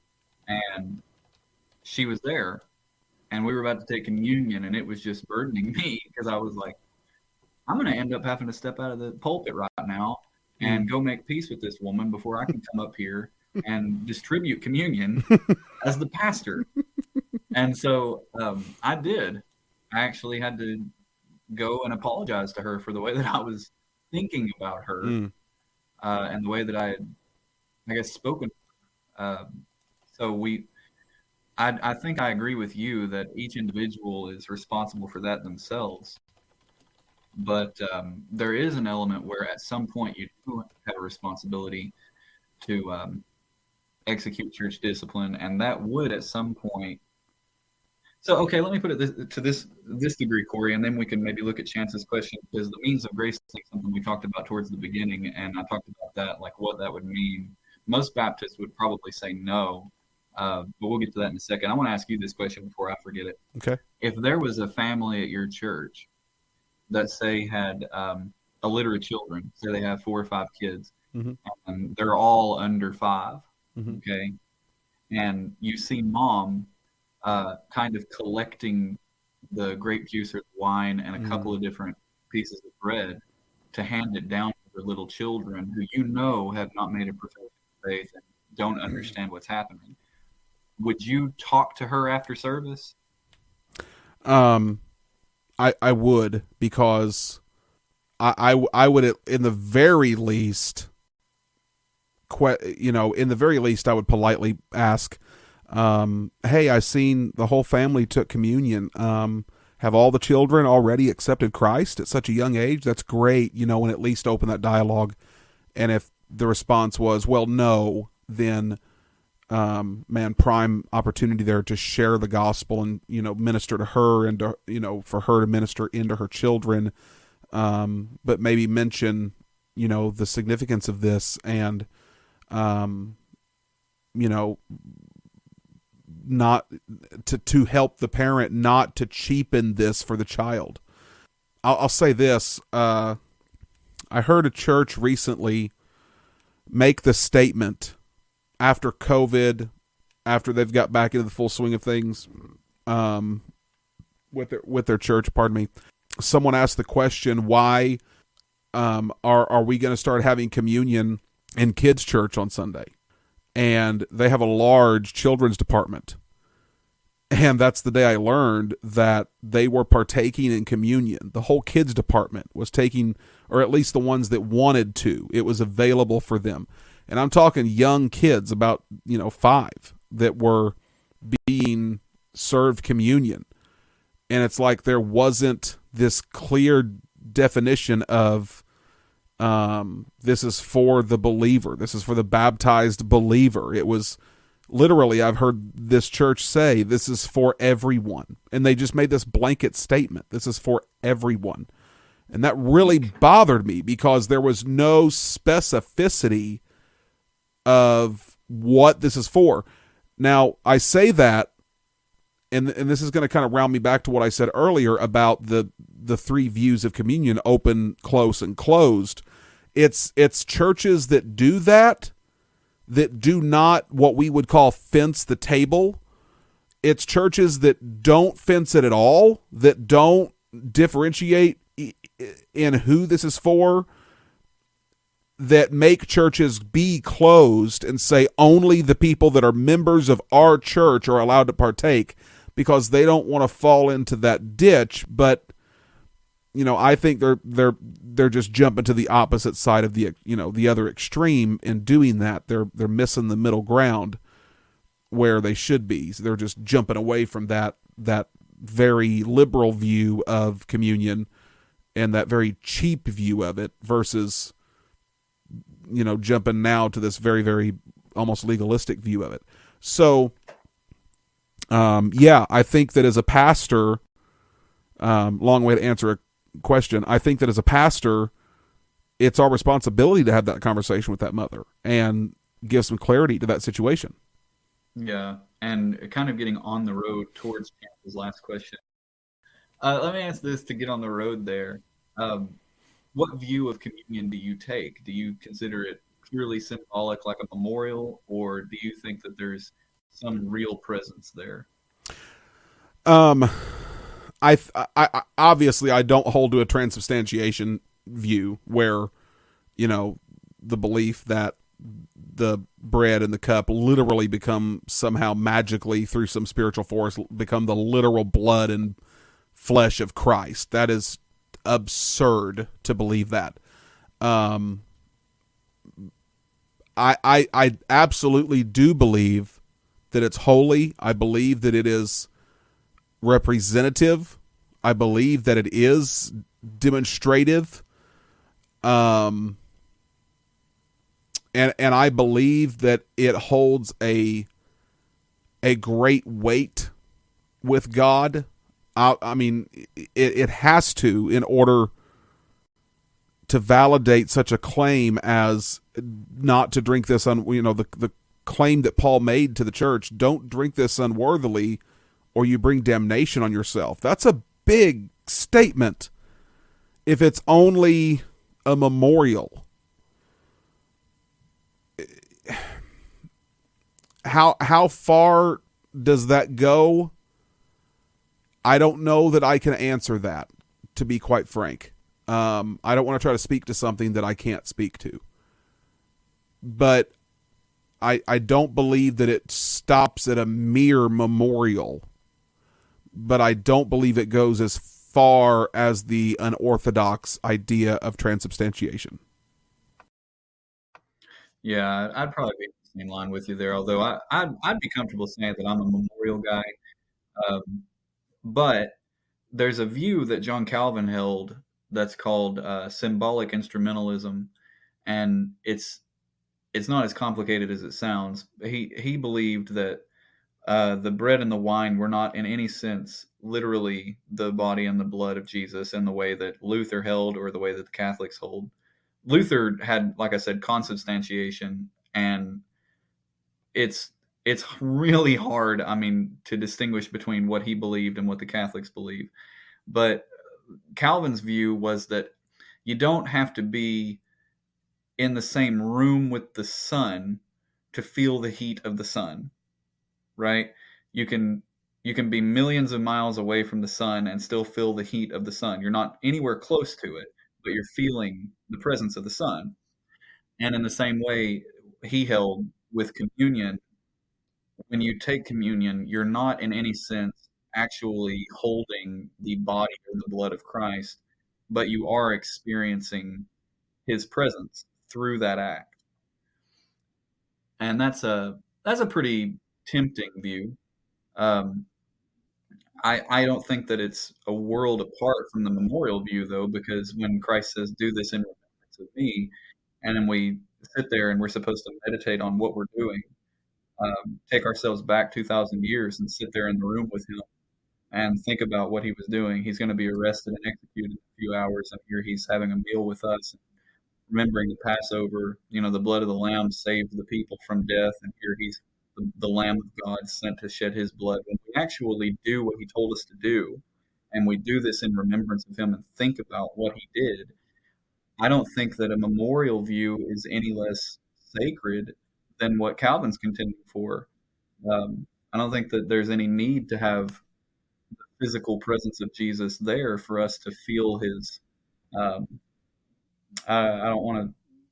I just want to use the word presence again. He doesn't have to be present for us to feel his presence if we're truly memorializing him in the way that we ought to be. And that gets to Chance's question of whether communion is a means of grace or not. And I would say yes, even as a memorial view guy. I would say, yeah, taking communion it brings you closer to God. You receive grace through it by taking communion. You get closer to God by sitting and meditating, in the memorial view at least, by sitting and meditating on the act of Christ on that night and what this represents. So I would say yes. I think if you're not careful, sometimes. Let me go ahead and read Chance's comment here. I'd say there is a memorial aspect. However, there is also a future aspect of eating with Christ. So communion is more than a memorial. It's a past grace to reflect on, but a future grace to look forward to. I wouldn't disagree with that. I'm comfortable with that too. I just want to make clear that the initial question is communion a means of grace. If you're not careful, some would take that to mean, is communion a way to enter into grace? And that I would reject, because communion is obviously something that comes after you have entered a covenant of grace into salvation. Communion would not be a means of grace in that context. By taking it, it's not going to bring a person that is out of spiritual communion into communion with God, because communion was intended as a demonstration to the believer that was in communion with God already of the depth of that communion and the intent that God has in that communion with them, and the importance and significance of that relationship with Christ.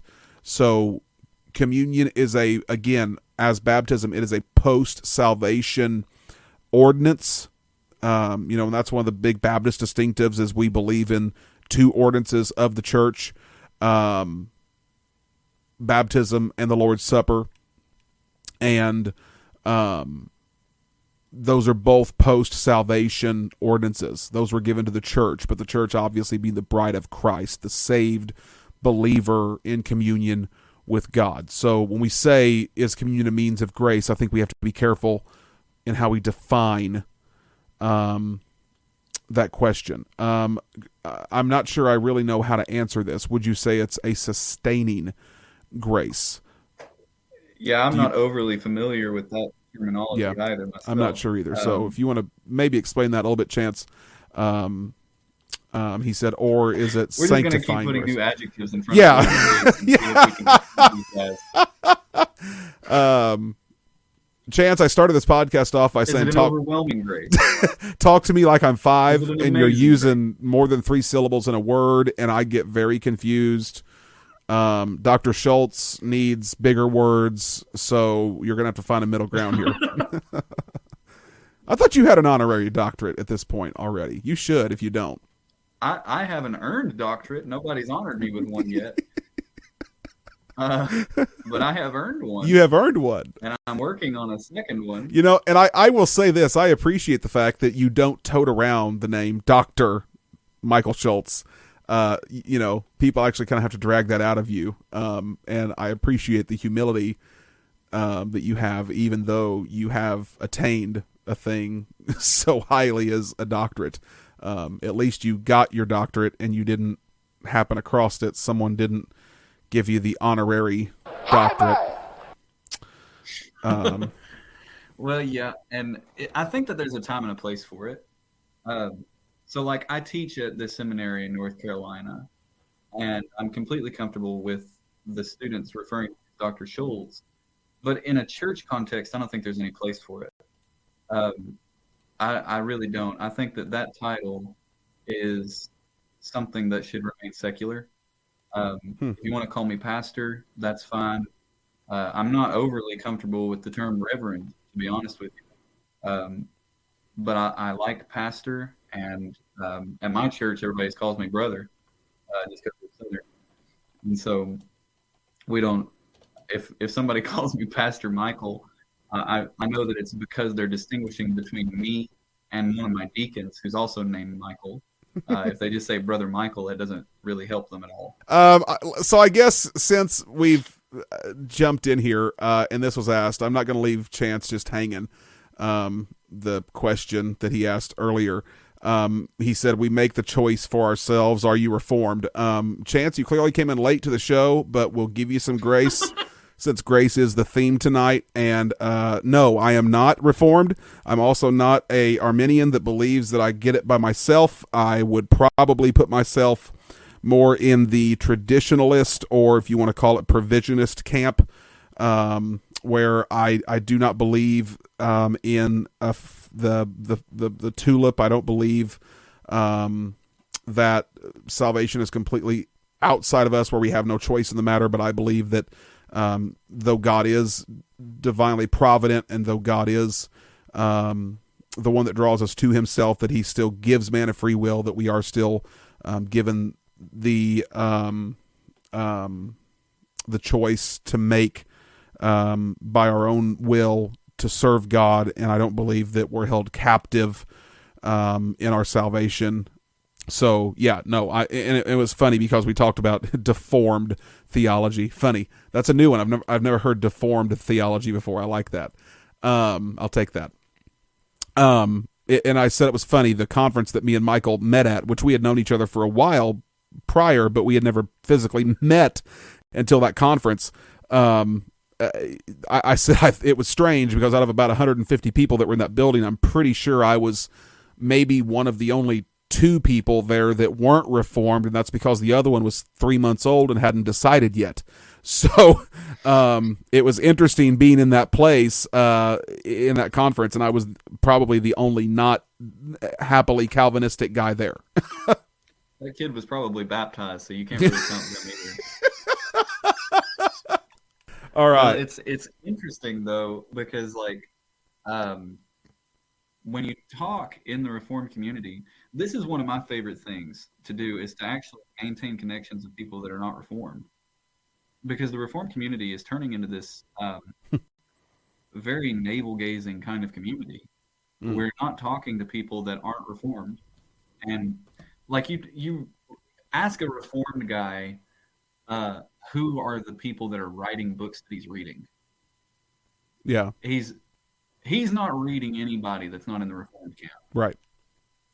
And to be honest, that's a shame. That's pitiful. It is. Because you're going to say that every Christian who's not a believer of Calvinism is just worthless? Right. That's silly. And it would be just as silly for me to say. Go ahead. A counterpoint to that, it would be just as silly for me to say that every person that is a Calvinist or that's a Reformed believer should not be listened to. I mean, there's a lot of guys that I like. I've got guys that I like to listen to preach, guys that I respect, and they're Reformed in a lot of their beliefs. But again, I don't throw the baby out with the bathwater. So I'm not going to become so dogmatic that I say, well, if you don't agree with my thoughts 100%, then I just can't associate with you, listen to you, talk to you. I don't want to be that narrow of a person. Yeah, and it is. It's greatly hampering. Like, how can you grow as a Christian? Mm-hmm. I read heretics, he says. Well, that's fair. I mean, and I'll say this. I guess I am painting with too broad of a brush. I read heretics, Arminians, and Reformed theology. I guess I'm the heretic here because I'm not Reformed or Arminian, so I guess I'm a heretic. Wow. Okay. Yeah. Mark Driscoll, though, here's to bring up heretic. Mark Driscoll had a statement here recently that had a twinge he had a lot of truth to statements. Yeah, right. He said that a lot of these young, restless, and reformed guys like to read Puritans and old dead Calvinists because they don't have anybody to be accountable to. Mm. And that's, again, broad brush stroking. Yeah. But there's something there where we have a bunch of young guys who they believe everything right. They have their doctrine right. Of course, I would say, as a reformed guy, they have their doctrine reformed, we'll put it that way. But they're completely intolerant of anybody that's not in 100% agreement with them. And that's kind of what the conference was about in September, where I was talking to a guy. I'm an admin of a page called Reformed Christian Teaching, and it's got something like 35,000 people that are a part of it. Wow. And something like 8 admin. So we talk all the time about different posts that are coming and going. And one of the guys in the group was talking last night about eschatology. And we quickly found out that all of the admins had different eschatological views. We've got a couple of guys that are post-mill, a couple of guys that are on-mill, and then me and a couple of buddies of mine are historic pre-mill. And we got into that discussion, and there was this moment where I could see it turning really belligerent. Like the post-mill guy and one of the on-mill guys were getting seriously into an argument. But it is to the point where we are looking with such a big magnifying glass for some way that these people disagree with us. And then the moment we find whatever small disagreement there is, we think, okay, well, you're going to hell then. Mm-hmm. There's a story about that. When I was at seminary, and by the way, I went to a dispensationalist seminary. I got my Master of Ministry and my Doctorate of Ministry at a DISP seminary. And then I did my MDiv at Liberty University, which is pretty well DISP. Mm-hmm. And now I'm looking at PhD programs, and some of the better ones that I'm looking at have at least dispensationalist histories. But when I was doing my master's, there was a story that one of the professors told where there were 2 guys stranded on islands, and the islands were close enough that they could see and hear each other, but not close enough that they could make the swim. And so one of the guys shouted over, and he says, what's your name? And he says, John. What's your name? He says, my name's Tom. And Tom says, well, Tom, are you a theist? And he says, yeah, I'm a theist. And he says, what God do you believe in? And he says, I believe in Yahweh, the God of the Bible. And he says, oh, so you're a Christian? And he says, yeah, I'm a Christian. And he says, what kind of Christian? And he says, well, I'm a Protestant. And he says, cool, me too. I'm a Protestant Christian theist. What denomination do you belong to? And he says, well, I'm a Baptist. And the guy says, cool, I'm a Baptist Protestant Christian theist as well. What kind of Baptist are you? And he says, I'm a missionary Baptist. And he says, cool, I'm a missionary Baptist, Protestant Christian, so on and so forth. And about 30 minutes later, the guy says, so what confession do you hold to? And he says, well, I hold to the Baptist Faith and Message 2000. And he says, oh, I hold to the Baptist Faith and Message 1996. You're a heretic. Yeah, right. And so, we'll keep going down this road forever, even in non-reformed circles, where we're going to try to find what small difference we can. And hopefully, in the future, we can have more churches like Stephen Baker's, where there's an element of ecumenicism that's still within orthodoxy. Mm-hmm. Yeah. I agree. It's funny that you told that joke, because I was literally typing in my phone as you started to talk, and then I didn't realize this is where you were going. I have the same I was pulling the same exact joke up that I have saved in my phone, except the end result was it was Two men are on a bridge and one's about to jump and the other's trying to talk him out of it. The man asks the jumper, so are you a Christian or a Hindu or a Jew or what? The jumper says, I'm a Christian. The man says, hey, small world, me too. Protestant, Catholic, or Orthodox? The jumper says, I'm Protestant. The man replies, me too. What denomination? The jumper says, Baptist. The man replies, me too. Southern or Northern? The jumper says, Northern. The man says, me too. Northern Conservative or Northern Liberal? The jumper says, Northern Conservative. Me too. Northern Conservative Baptist Great Lakes region or Northern Conservative Baptist Eastern region? The jumper says Conservative Baptist Great Lakes region. Me too. Northern Conservative Baptist Great Lakes Region Council of 1879 or Northern Conservative Baptist Great Lakes Council of 1912? The jumper says Conservative Baptist Great Lakes Regional Council of 1912. The man then pushes the jumper off the bridge and screams, die, you heretic. And this is kind of what we do. You know, I've heard the statement that Christians are the only ones that shoot their wounded. And we do this. We will agree on 99 places, and then when one place of disagreement comes, oh, I've got to disassociate with you because, you know, we disagreed on open and closed communion.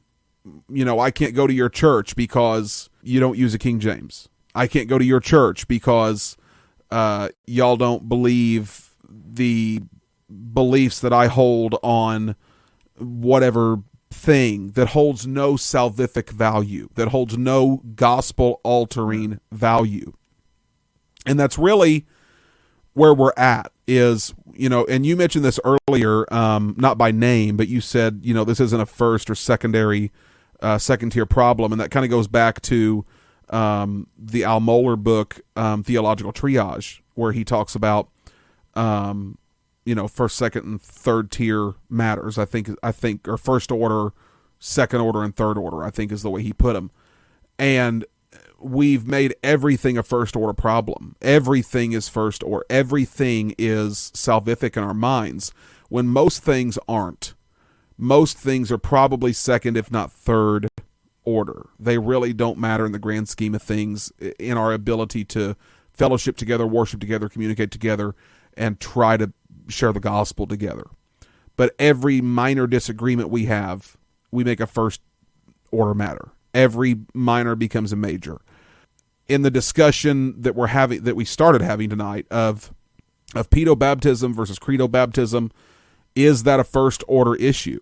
Should we, you know, and let me throw you that question before I answer it. Should we disfellowship with someone?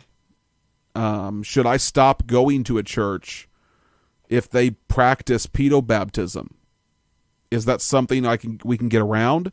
Is that a second order issue, or is that a first order issue?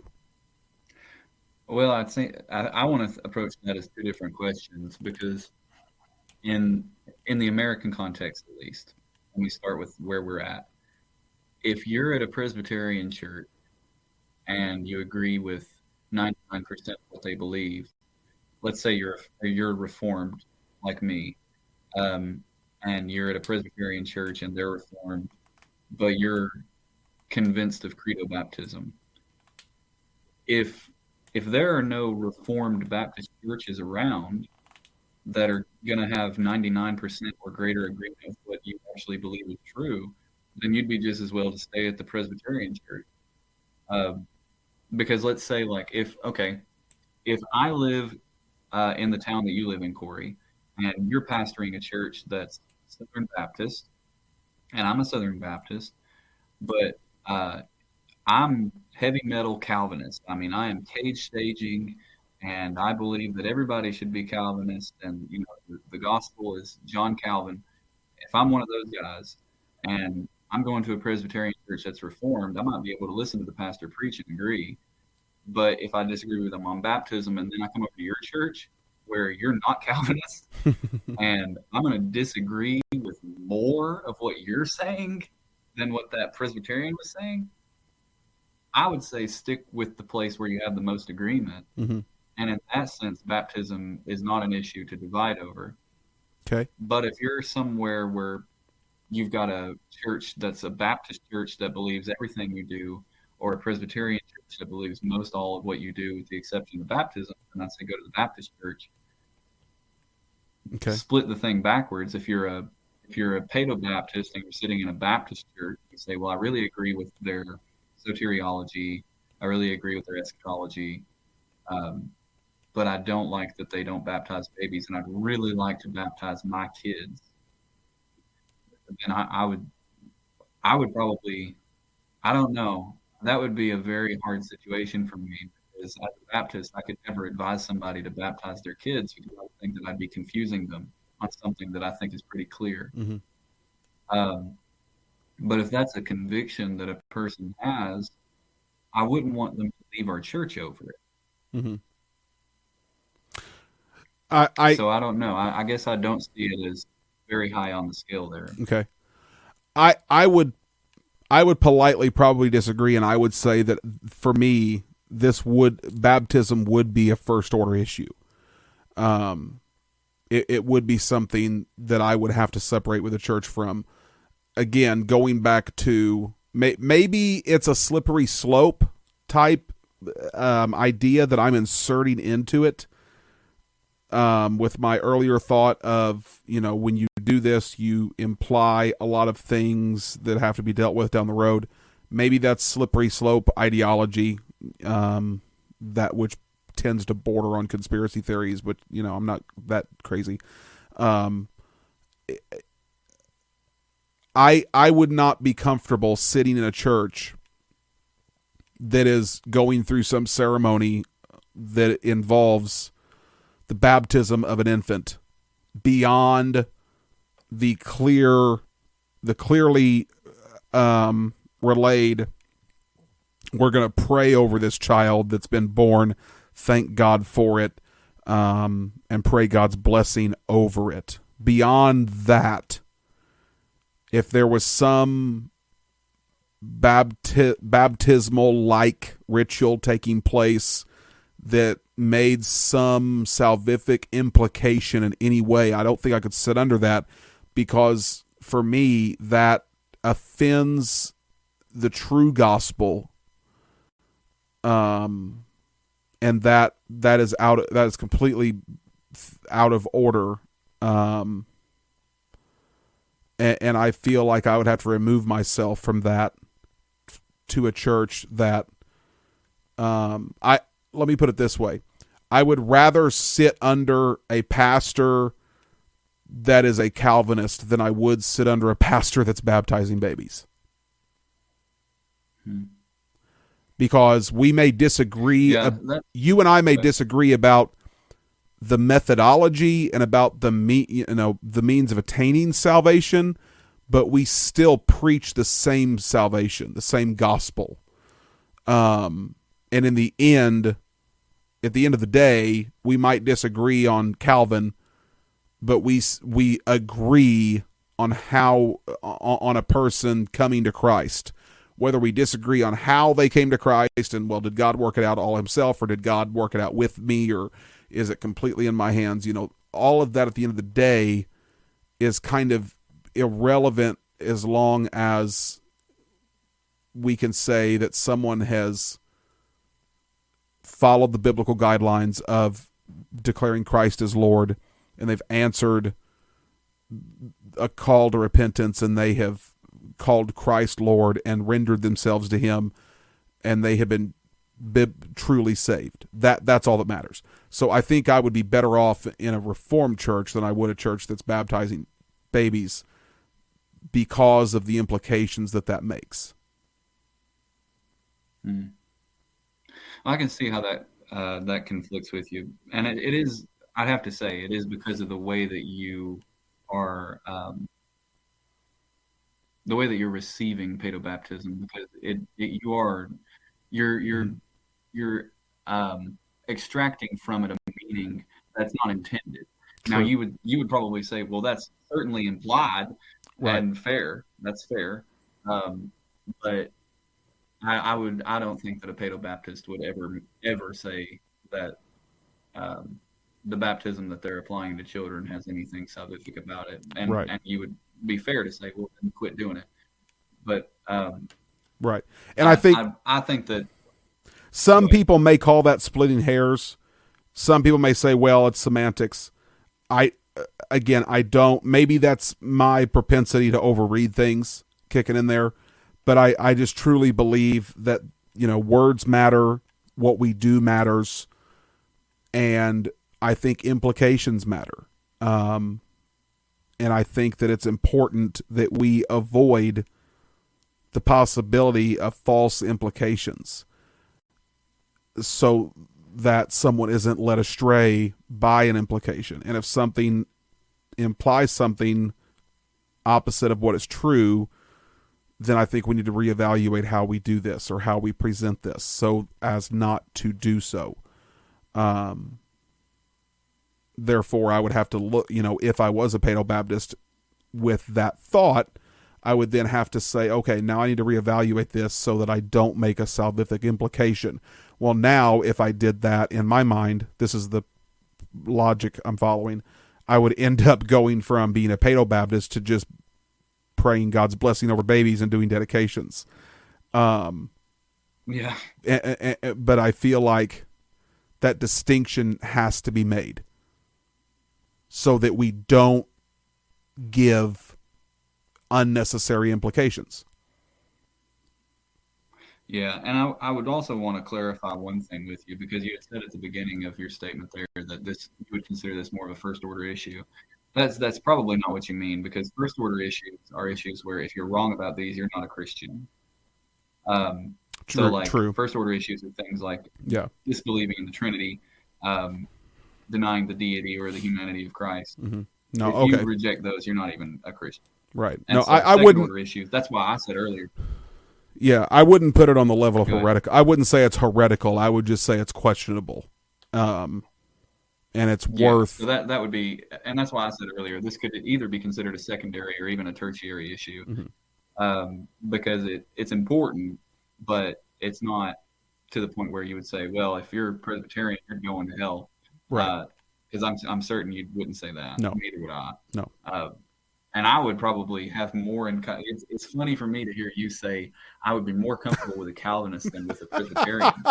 Because for me, I'm like, forget that. I could never go to an Arminianist church nowadays. Like, there's no way. I could not sit under a pastor that was teaching non-reformed soteriology. There's no way I could sit under that pastor. And again, it's as much as I hate to say it, and as much as the young, restless, and reformed guys would like to reject it, you've made a good point. That's a secondary issue. If somebody's not a Calvinist and they believe full-fledged, we'll say semi-Pelagianism, where salvation is synergistic, where you work together with God, and it happens that way. A Calvinist believes that salvation is monergistic, that God does everything. Most other belief systems are synergistic. God initiates the process, and then you kind of accept it of your own free will and buy in, if you want to use that terminology. That kind of stuff is secondary. People that disagree on those issues are both Christians, and they're both going to heaven. And this uncomfortable moment when we get there, as Christ is explaining to us where our error was on one side or the other or both, but we'll be there. And I don't think that if, I may not agree with Pentecostal about very much at all, but I'm not going to say that they're not Christians. Right. There's just too much at stake for us. The problem right now, you know what the real issue is right now? We don't have real heretics running around right now. We don't have people that are claiming to be Christians and successfully convincing people that foundational Orthodox Christian truths are not true.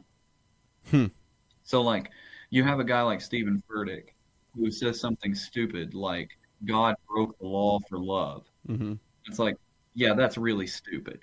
But to call him a heretic because he said that, Right. you clearly have not experienced many heretics. Exactly. Um, Yeah. because heretics are a problem. I mean, they are a serious problem.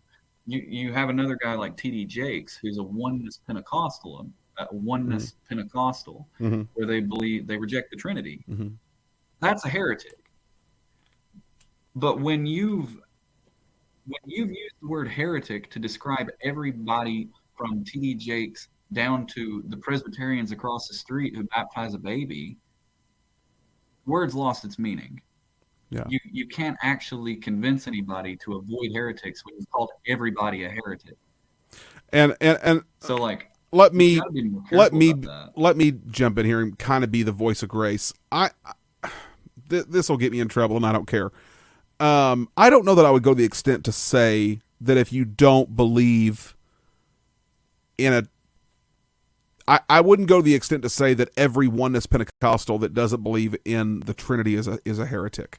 I don't know that I would go to the extent to say T.D. Jakes is a heretic.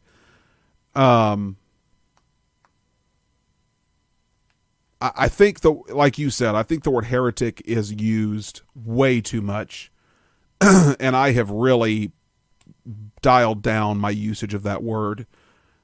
But I don't even know that I would say that view is heretical. I think you could make an argument that T.D. Jakes is a heretic, but I don't know that I would say that his view of the Trinity is what makes him a heretic. I think when a person deviates from the gospel, when they deviate from the truth of Christ and a substitutionary atonement, I think that's heretical land. Whether or not God is one person, three persons in one, or three separate persons, I don't know that I would call that heretical. I don't know. Are we still friends?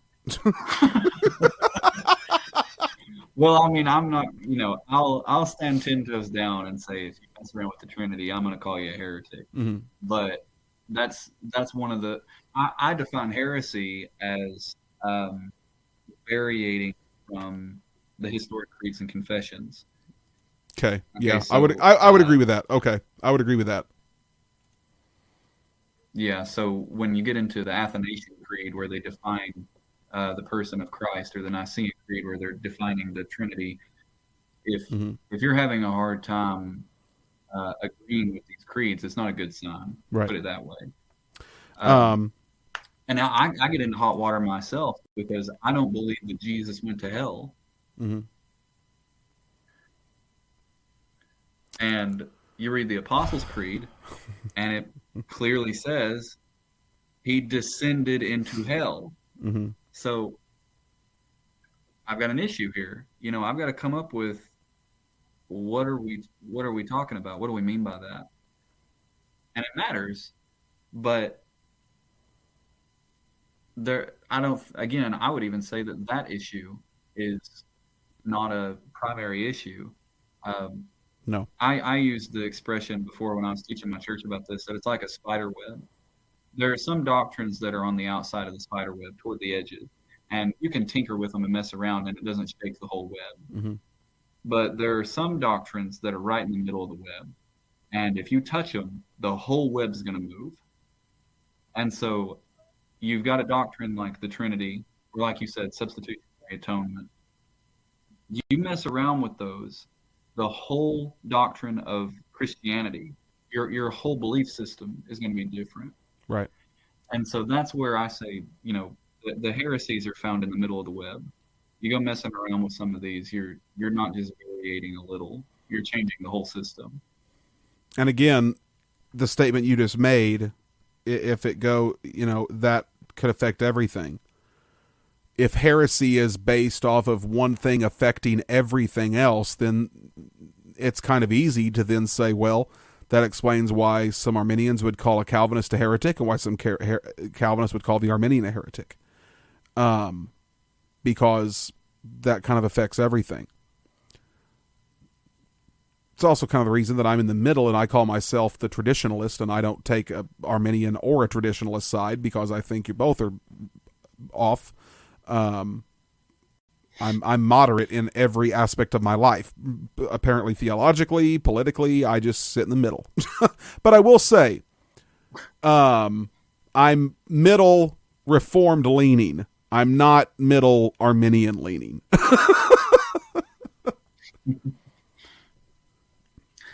Well, the Bible has a word for that kind of person. Here we go. It's used in Revelation in particular. Mm-hmm. I knew it was coming. You know, My name is Luke, and I'm very warm right now. but no, I mean, I understand that, because there is a place for people that hold. When I was doing my associate's degree, I had a professor who was a historian, and he specialized in French history, and so he was super, super interested in France. And this was when Marie Le Pen was running for prime minister over there, and her father was like pretty much a Nazi, and so they were worried that she was going to pretty well turn France into like Nazi France. Mm-hmm. And so this other guy, that's still the prime minister, won. I don't know. I don't forget his name now. It's probably Pierre something. But he won, and he was supposed to be centrist. And I remember my professor coming to me, and he just said, the center held. And he was so proud of that it wasn't the left and it wasn't the right that had won, that the center had held. And I'll never forget that, because that actually really inspired me. Like you're saying, theologically, politically, or wherever we fall, it's probably a good idea to try to just have the center hold. Yeah, it is. And as a Southern Baptist, I have to say that even right now. Now, as the wings get further apart, you know, you have the left wing that's wild off the rails. You're going to also have the right wingers going wild off the rails too. Exactly. And the center is going to be a whole lot bigger here soon. Right. So, like, we're going to find some guys in the middle that are standing shoulder to shoulder with other guys in the middle that they used to think were radical. Yep. I think you're right, because, and I don't want to go political tonight. We can do that some other night. But in both atmospheres, in the religious world and the political world, the right is getting more and, has become more and more radicalized. The left has become more and more radicalized, and the people on the outskirts of the left and the right the middle is becoming wider, as you said. And I think a lot of the world is recognizing, and I think if the truth be told, the radicals on both sides get all the press, and that goes for church life and political life. If you don't believe me, turn on TBN or CNN, and you'll see it on both networks. Yeah.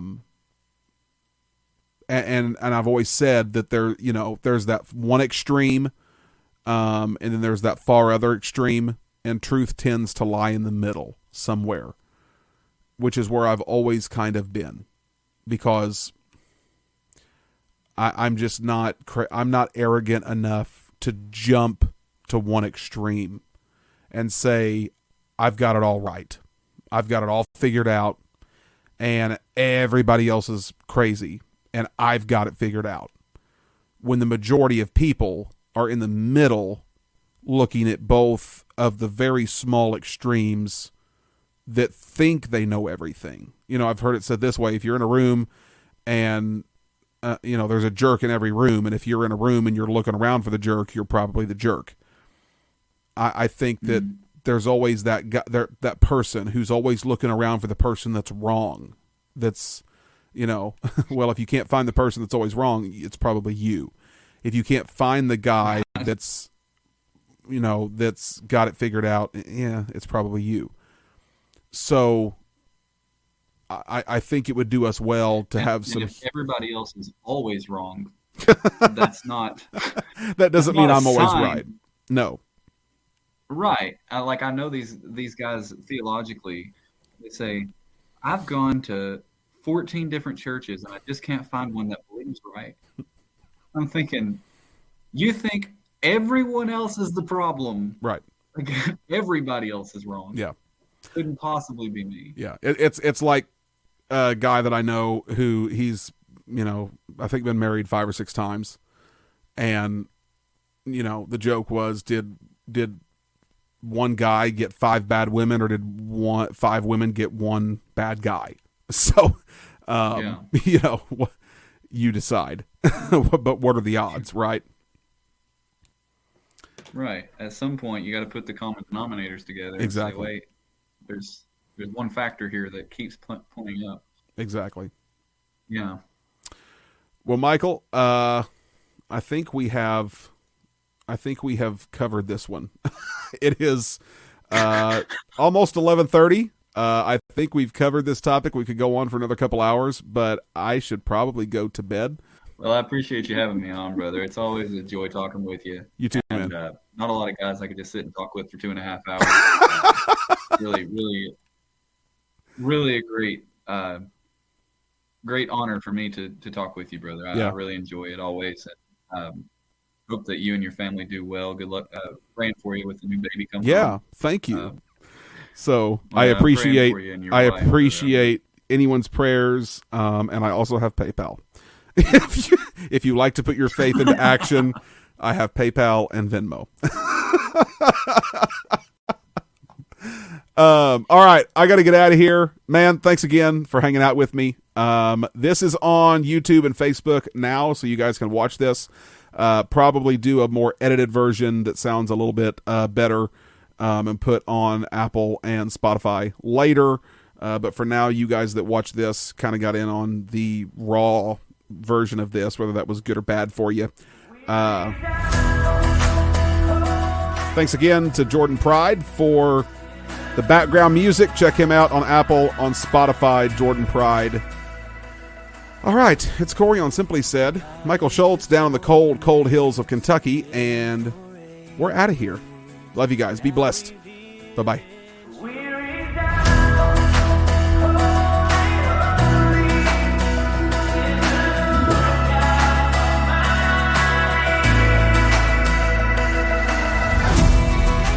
God in his fullness, hidden for ages, now revealed in Jesus. His glorious riches made known to his children, the hope of Christ. We resound, holy, holy is the Lord God Almighty. We resound, you are worthy, Jesus, Jesus. All creation in heaven, earth and hell will bow to him. Every nation and tongue confess he's the Lord. Glory to God the Father. We resound, hear the church sing, holy, holy is the Lord God Almighty. Sing it out, sing it out, sing it out. We resound, you are worthy, Jesus. He must worthy, Jesus. He must worthy. We join the saints, lift up your name, as the elders cast down their crowns. Lay 'em down now, lay 'em down. Unbelieving our offering, lay it down. Restoring Eden as we sing. We resound, holy, holy is the Lord God Almighty.